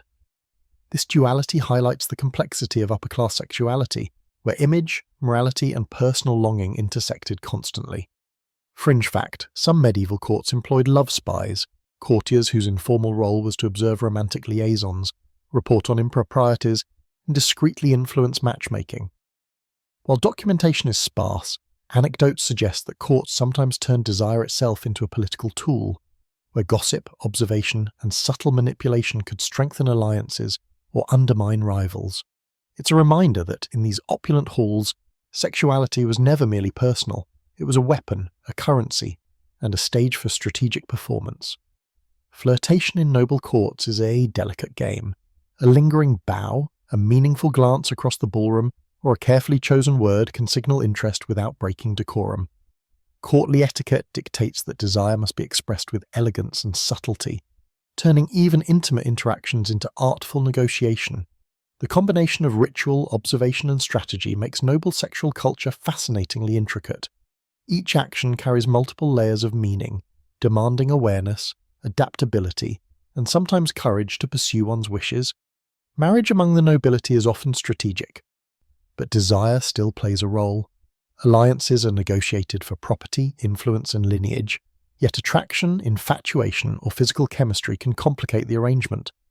Scholars debate whether medieval noble marriages were primarily political contracts, or whether romantic connection frequently influenced decisions. Evidence suggests both occurred, with passion sometimes following prudence, or clashing spectacularly with it. Courtly love, secret rendezvous, and flirtations all exist within this delicate balancing act. Risk and scandal are ever present. A whispered affair discovered by a rival courtier or a jealous spouse could provoke duels, public humiliation, or exile. Even subtle expressions of desire, if interpreted incorrectly, might carry severe social consequences. Yet the thrill of secrecy, the dance of attraction, and the pursuit of pleasure often outweigh the dangers, creating a dynamic interplay between social rules and personal impulse that defines courtly sexuality. By the time the evening banquet winds down and candles gutter in their sconces, you understand that sexuality at the noble courts is a game of intellect, charm, and perception. desire is never straightforward. It is mediated through etiquette, observation, and ambition. Every smile, every touch, every poem carries meaning, risk, and potential reward. Even in spaces of wealth and privilege, human desire proves imaginative, adaptive, and persistent, capable of bending rules, transcending caution, and leaving traces in poetry, gossip, and legend. You move now into the shadowed corners of medieval urban life, where the narrow cobblestone streets twist between tall timbered houses, and the smells of cooking, refuse, and livestock mingle in an almost overwhelming tapestry. Here, in bustling cities like Paris, London, or Florence, sexuality is noisy, chaotic, and more visible than in the countryside or noble courts. Prostitutes line the streets and marketplaces, taverns host flirtation and liaisons, and the constant crowd means encounters can be both accidental and deliberate. The city offers opportunity and anonymity, but also danger. Accusations of impropriety can spread like wildfire, and the law, while unevenly enforced, is never far from the bedroom or alleyway. Brothels are a central feature of urban sexual life. Officially licensed in many cities, these houses of pleasure are tolerated as a way to regulate desire, control disease, and maintain social order. Women working in them navigate complex social hierarchies, with madams, patrons, and city officials influencing their lives. Sex here is transactional, yes, but also performative. Charisma, wit, and charm can enhance reputation and earning potential. Male clients too navigate risk, social stigma, and the potential consequences of indulgence. The medieval city transforms sex into both economic exchange and a subtle form of theatre, with rules that everyone, voluntarily or not, must negotiate. Historical fact: municipal ordinances in medieval Europe often detailed how and where prostitution could occur, sometimes mandating specific streets registration or nightly curfews. These regulations demonstrate the extent to which urban authorities sought to control sexual behaviour without eradicating it, acknowledging desire as an unavoidable aspect of human life while attempting to channel it into socially manageable forms. Evidence from these records also reveals a surprisingly sophisticated approach to urban governance and public health. Fringe fact: certain European cities reportedly hosted sex markets during festivals, where erotic services were advertised openly alongside food and crafts. While some accounts may be exaggerated, historians suggest that these temporary gatherings allowed sexual negotiation under social sanction, blending commerce, celebration, and desire in a chaotic but tolerated way. Anthropologists speculate that such events were as much about asserting communal norms and testing boundaries as they were about pleasure, turning sexuality into a form of structured rebellion. Sexuality in cities is closely tied to social stratification. Guilds, merchants, and artisans often had specific expectations for courtship, marriage, and extramarital behaviour, while the lower classes relied on informal networks and opportunistic encounters. This stratification shapes desire. A wealthy citizen might pursue pleasure discreetly through brothels or mistresses, while a craftsman might improvise in back alleys, taverns, or crowded inns. Scholars debate how strongly urban hierarchy influenced sexual morality, but the consensus is that power, money, and visibility all shape the expression of desire in city spaces. Disease, particularly sexually transmitted infections, is a pervasive concern. Medieval medical theory links physical and moral imbalance, so sexual misbehavior is sometimes thought to create both illness and sin. Remedies are diverse and often bizarre: herbal concoctions, charms, religious rituals, or dietary prescriptions. Urban dwellers rely on local physicians, barbers, and folk healers to navigate these risks, blending superstition and early medical science in a continuous attempt to manage both pleasure and consequence. The threat of disease never fully restrains desire, but it adds tension, negotiation, and ingenuity to sexual encounters. Public spaces like markets, taverns, and festival grounds are both opportunity and stage. A playful touch, whispered flirtation, or stolen glance can spark romance or scandal. Music, dance, and ritualized celebration create structured settings for sexual expression, allowing desire to flourish within socially legible boundaries. Even the threat of punishment, public ridicule, or moral censure cannot suppress human curiosity and impulse, which adapt constantly to circumstance, social context, and cultural expectation. By the time you leave the city's streets, darkened and hushed except for the occasional lantern glow, you realize urban sexuality is a kaleidoscope of visibility, commerce, and improvisation. Desire here is public yet secretive, playful yet strategic, risky yet irresistible. In the medieval city, sexuality becomes both necessity and spectacle, demonstrating that the human drive for intimacy, pleasure, and connection thrives even amidst crowding, regulation, and the ever-present gaze of neighbours, authorities, and morality itself.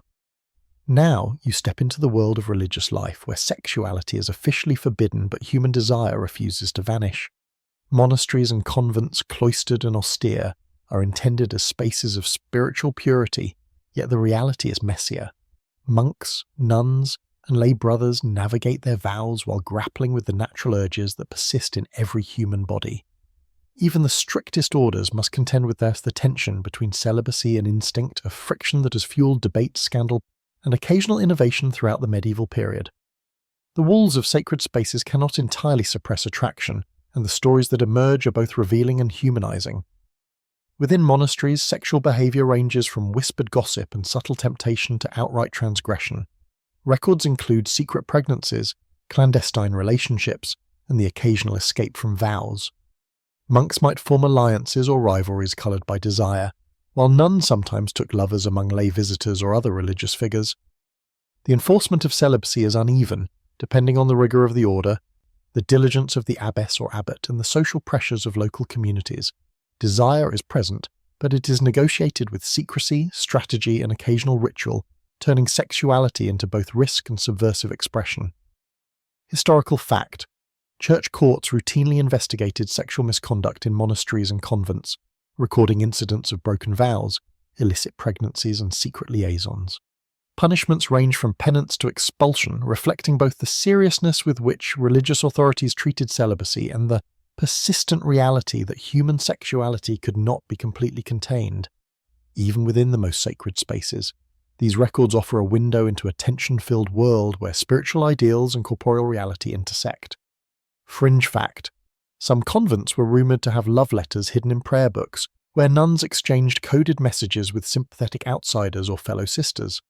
While the evidence is anecdotal, historians consider it plausible that creative and discreet communication allowed expressions of desire to survive in environments where overt sexuality was forbidden.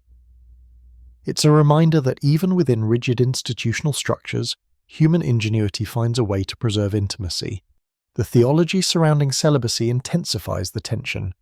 Medieval thought often cast sexual desire as both sinful and natural, a force to be resisted, channeled, or sublimated. Monks and nuns practiced fasting, prayer, and manual labour to master these urges, while confessors offered guidance and penance for transgressions. Scholars debate whether these practices were genuinely effective or simply shifted desire into symbolic or spiritual forms, but there's no doubt that sexuality was omnipresent in thought, dreams, and interpersonal interaction, even when bodies were ostensibly restrained. Celibacy also intersects with power and privilege. Senior clergy might exercise discretion over younger members, and authority could be manipulated to exploit desire or protect those in positions of influence. Cases of corruption, favoritism, and coercion illustrate the complex ways that sexuality operates within hierarchical systems, blending moral expectation, human weakness, and institutional enforcement. Monastic communities thus become microcosms for broader societal tensions, reflecting the intricate dance between social control and natural impulse. Humour, creativity, and secrecy flourish here as well. Stories abound of monks slipping notes under doors, nuns using coded gestures, and confessions doubling as indirect flirtation. The imaginative strategies used to navigate desire show both resilience and resourcefulness, highlighting that sexuality adapts to circumstance and context, finding expression even where it is most constrained. These acts are small rebellions, private joys, and subtle claims to human autonomy within spaces defined by discipline. By the time you leave the cloister, the faint echo of chanting in the corridors still rings in your mind, a reminder that human desire is persistent, elastic, and inventive. Even in spaces designed to eradicate sexuality, bodies, minds, and hearts find ways to connect, to transgress, and express longing. Celibacy is not the absence of sex, but a challenge to negotiate it, a tension that reveals the depth of human creativity, resilience, and the undeniable force of desire that courses beneath the surface of medieval religious life. You step into the shadowed alleys of scandal, gossip, and rumour, where sexuality is less a ritualized or regulated practice, and more a matter of intrigue, secrecy, and survival. In towns and villages, tales of illicit liaisons travel fast, whispered from tavern to market stall, embroidered with exaggeration, and often weaponized for social leverage. A stolen kiss, an affair discovered, or even mere suspicion can shift reputations overnight, affecting marriage prospects, guild membership, and communal trust.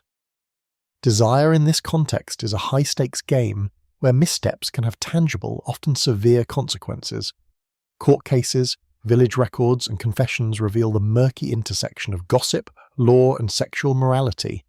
Accusations of adultery, premarital sex, or improper conduct are frequently as much about power, jealousy, and inheritance as about the acts themselves. Women especially bear the brunt of social policing, with honour, chastity, and reputation forming a fragile barrier against public shame. Men, while often subject to scrutiny, navigate a somewhat different set of expectations, able in some cases to escape censure more easily through social status, influence, or wealth. Scholars debate whether medieval sexual scandals reflected genuine moral concern or were primarily mechanisms for social control, but the social consequences were real and immediate.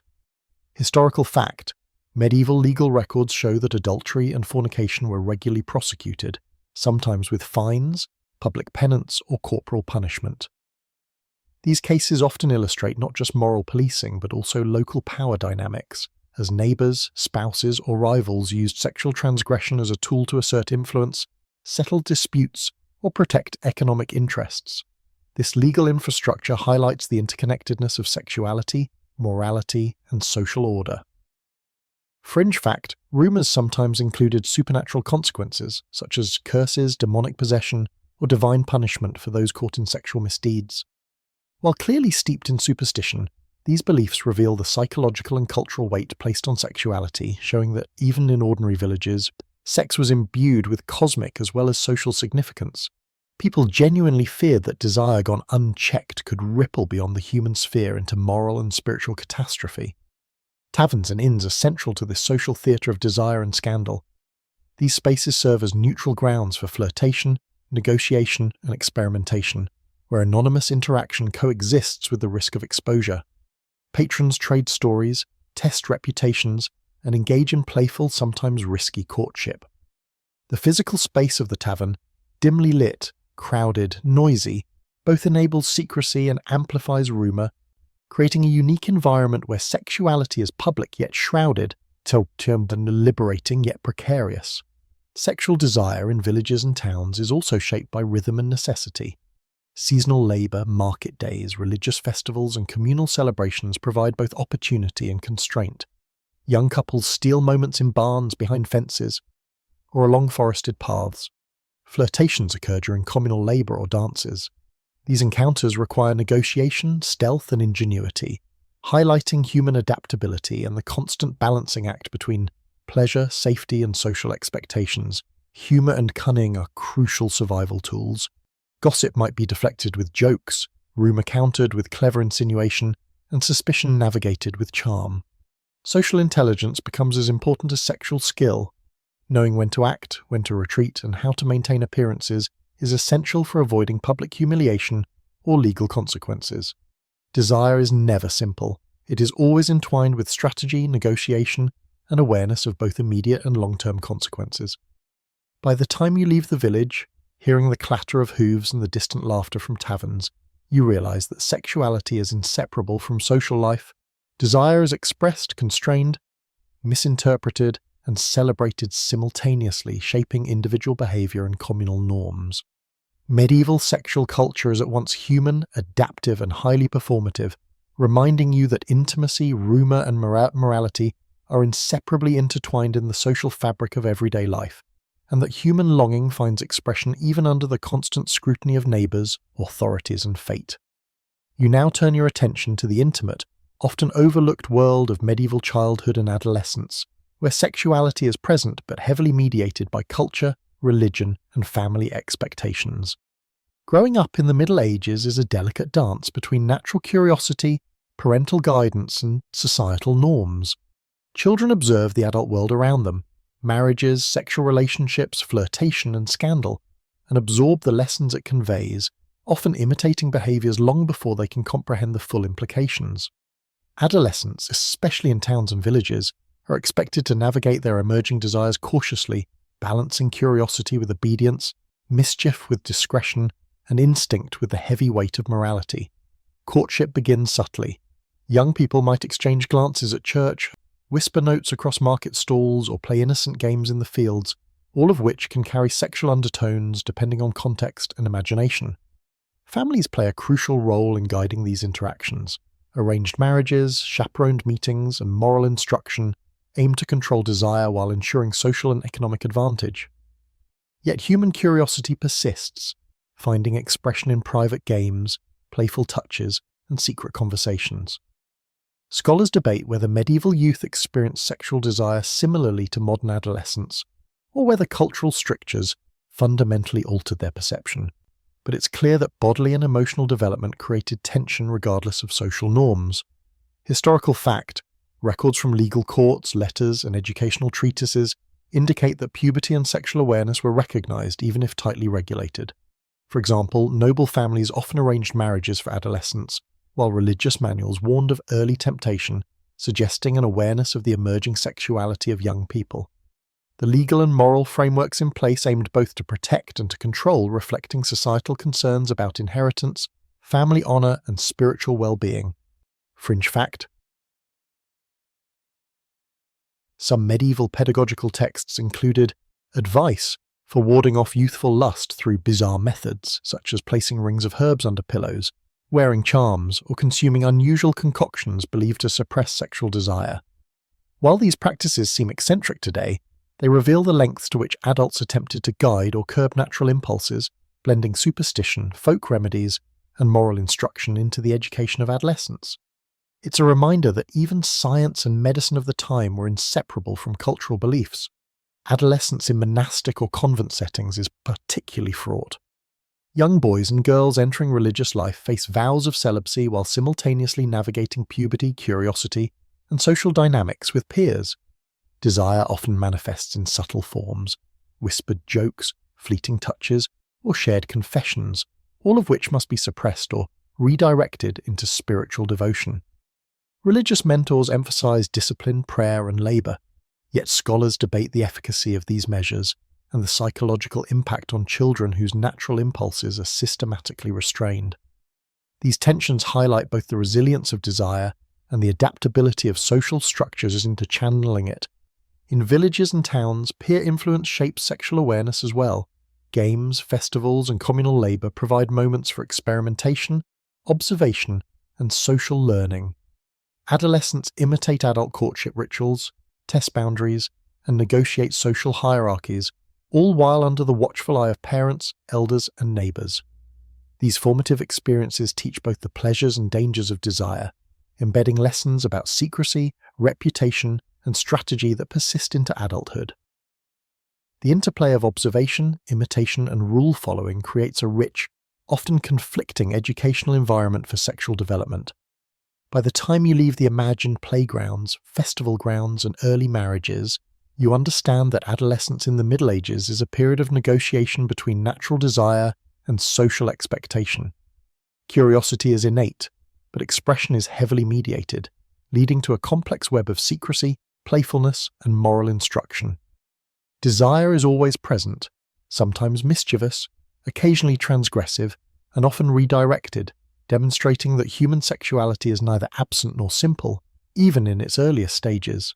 The seeds planted in youth grow into the intricate sexual behaviours, strategies, and social performances you've already seen in the courts, cities, and cloisters of medieval life. You now explore the fascinating intersection of sexuality and medicine, a place where medieval understanding of the human body collides with desire, superstition, and emerging scientific thought. Medieval physicians and healers viewed sex as a natural force necessary for health and reproduction, but also potentially dangerous if mismanaged. Sexual imbalance, too much, too little, or in the wrong forms, was believed to provoke illness, madness, or moral corruption.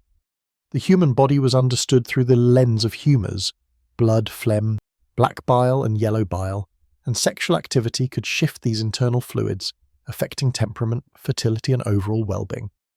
This medicalized perspective turns desire into both a potential blessing and a peril, requiring careful negotiation of pleasure, frequency, and propriety. Medical manuals provide detailed advice, sometimes surprisingly practical, on regulating sexual behavior. Physicians recommended sexual moderation, specific positions for fertility, and even dietary adjustments to enhance or suppress desire. Men and women were instructed to observe rules that reflected both anatomy and social hierarchy. Sexual acts were sometimes guided by concerns about gendered roles, reproductive necessity, and moral expectation. Scholars debate whether these prescriptions were widely followed or mostly theoretical, but they reveal a sophisticated attempt to systematize what was otherwise a chaotic human experience. Even in an age without modern science, sexuality was a topic of careful observation, moral reflection, and practical guidance. Historical fact, treatises like the Tecuinum Sanitatis, and various Latin medical texts offer advice on sexual conduct, linking desire to humoral balance, fertility, and general health. For example, excessive passion was thought to produce heat or dryness in the body, while abstinence could weaken vigor or provoke melancholy. Physicians sometimes advised very specific remedies, herbs, baths, or exercises, to correct perceived sexual imbalances, demonstrating the integration of physiological theory and daily life. These texts reflect the medieval belief that the body and desire were inseparable from moral and medical order.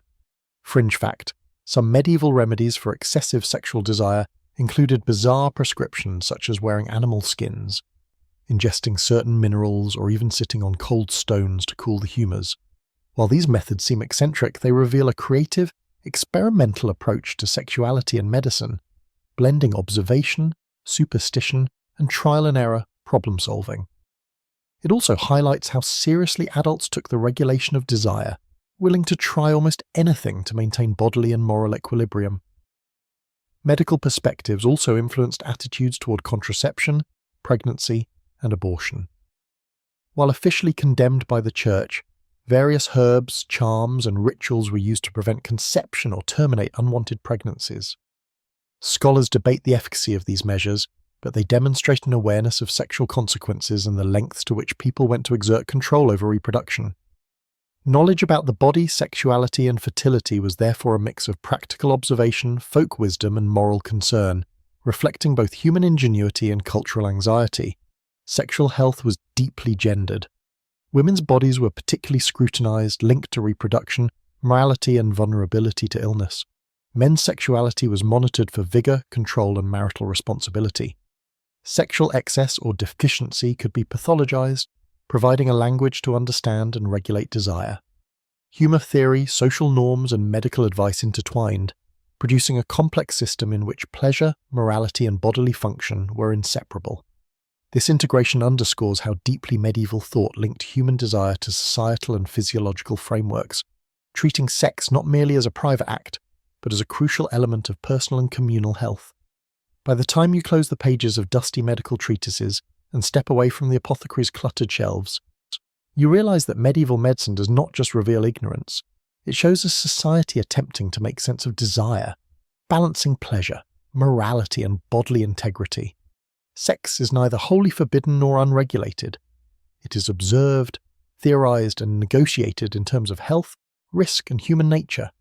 Medieval people may not have understood anatomy as we do, but they recognized the force of sexual desire, its consequences, and the need to navigate it with care, ingenuity, and sometimes a healthy dose of superstition. You now wander into the world of erotic art, literature, and symbolism where desire escapes the confines of law, medicine, and morality to become something imaginative, playful, and sometimes transgressive. From illuminated manuscripts to carvings on cathedral facades, medieval Europe is filled with visual and textual expressions of sexuality that surprise the modern eye with their frankness, humour, and creativity. These works often straddle a fine line between the sacred and the profane, reminding you that desire can be both a source of fascination and a site of anxiety. Artistic depictions, sometimes hidden in margins or tucked into stone corners, celebrate, satirize, and moralize sex in ways that illuminate medieval attitudes more vividly than any court record or medical treatise. Take marginalia, for instance, tiny, mischievous drawings of naked figures, hybrid creatures, and improbable sexual scenarios decorate manuscripts otherwise devoted to scripture, philosophy, or law. These images might have served as comic relief for monks labouring in scriptoriums, as moral commentary, or simply as private amusement.